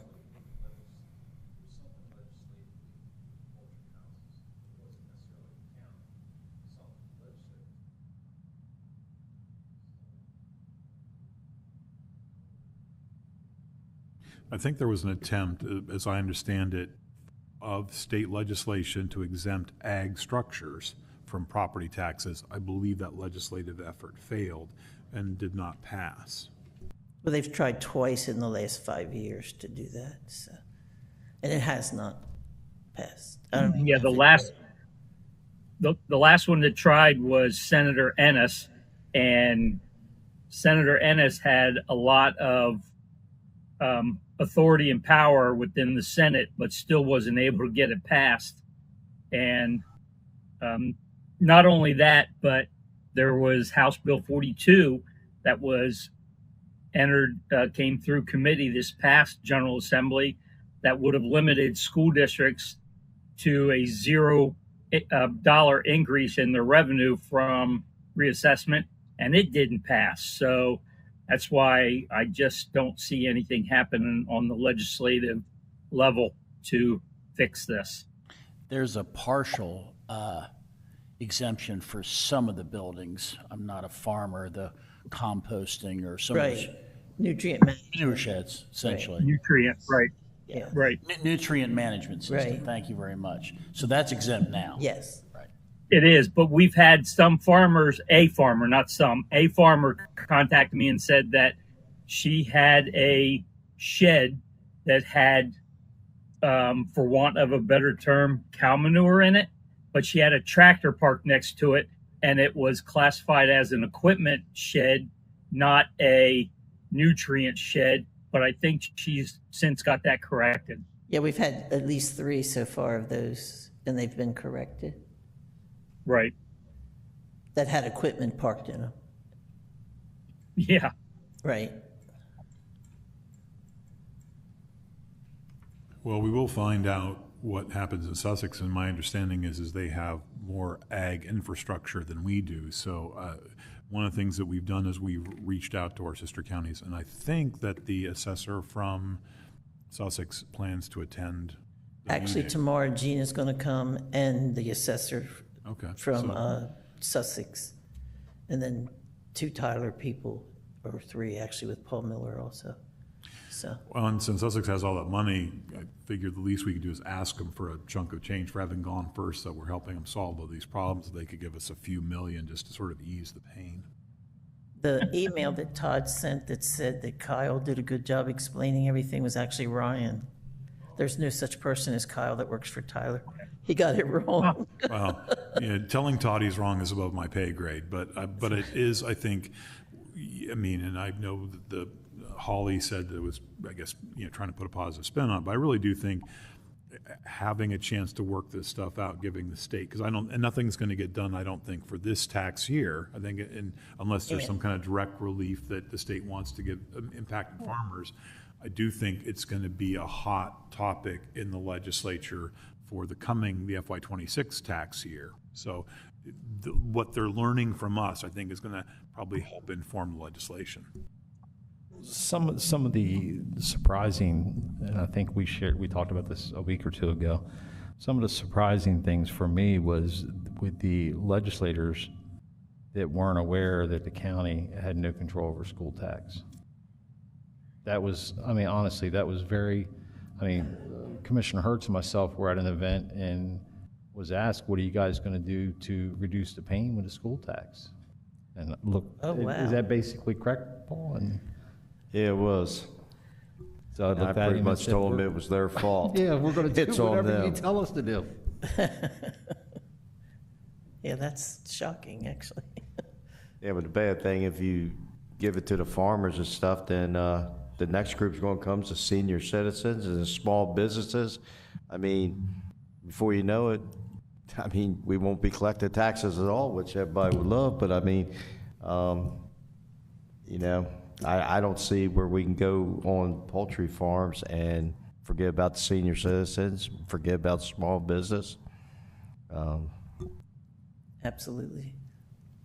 Commissioner Sweeney did have, I think, a good suggestion regarding trying to make information on tax credits more accessible to the public, because some of the issues that we've found have been with people saying, hey, but that property is paying way less taxes, and then our staff is doing the research that, oh, they're part of a farmland program where they're getting a particular type of tax credit. So just think it'd be if we could present that information maybe on a tab, and we can talk. Andrew's done some great programming for us in IT.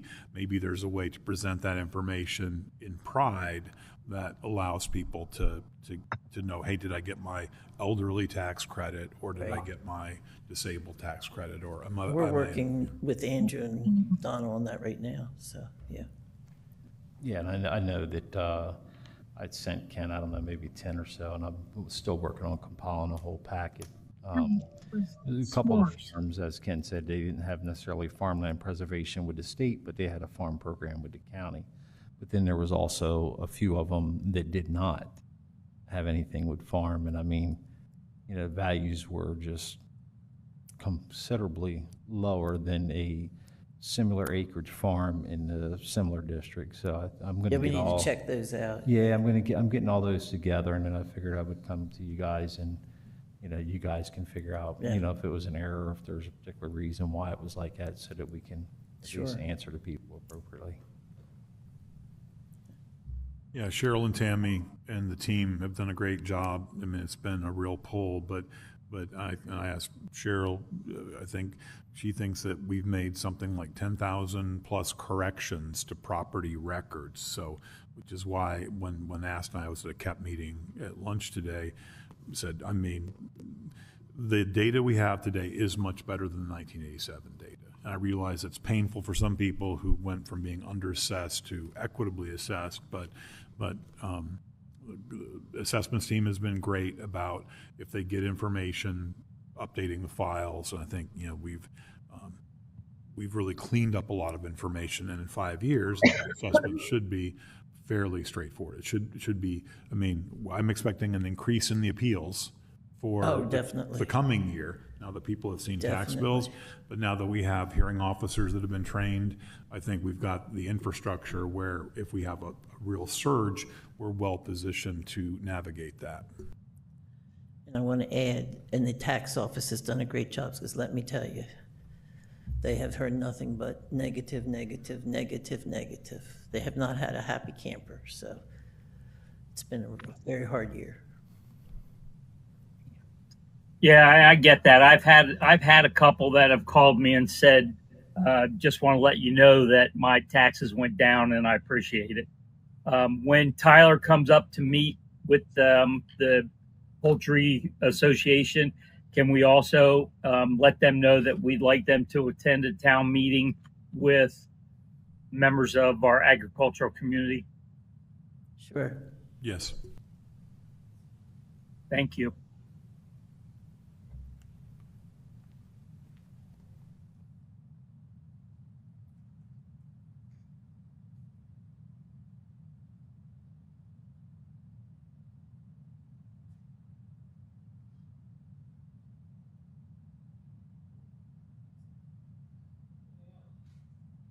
Anything else?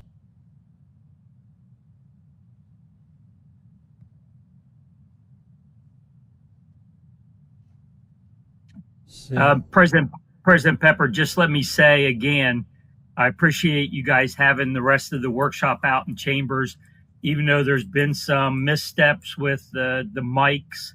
The sound quality is 100% better. I've requested some information from Mr. Kennedy. The cameras in chambers used to focus on sections of the dais of people who were speaking, and now it's just one tiny little screen that I can't tell who's I mean, I know voices, but most people don't know voices like that. So but I asked for an update on the camera systems in the chambers.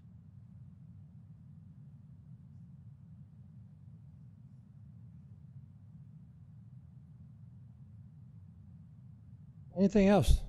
Thank you, Commissioner Sweeney. If not, then we are finished for the evening.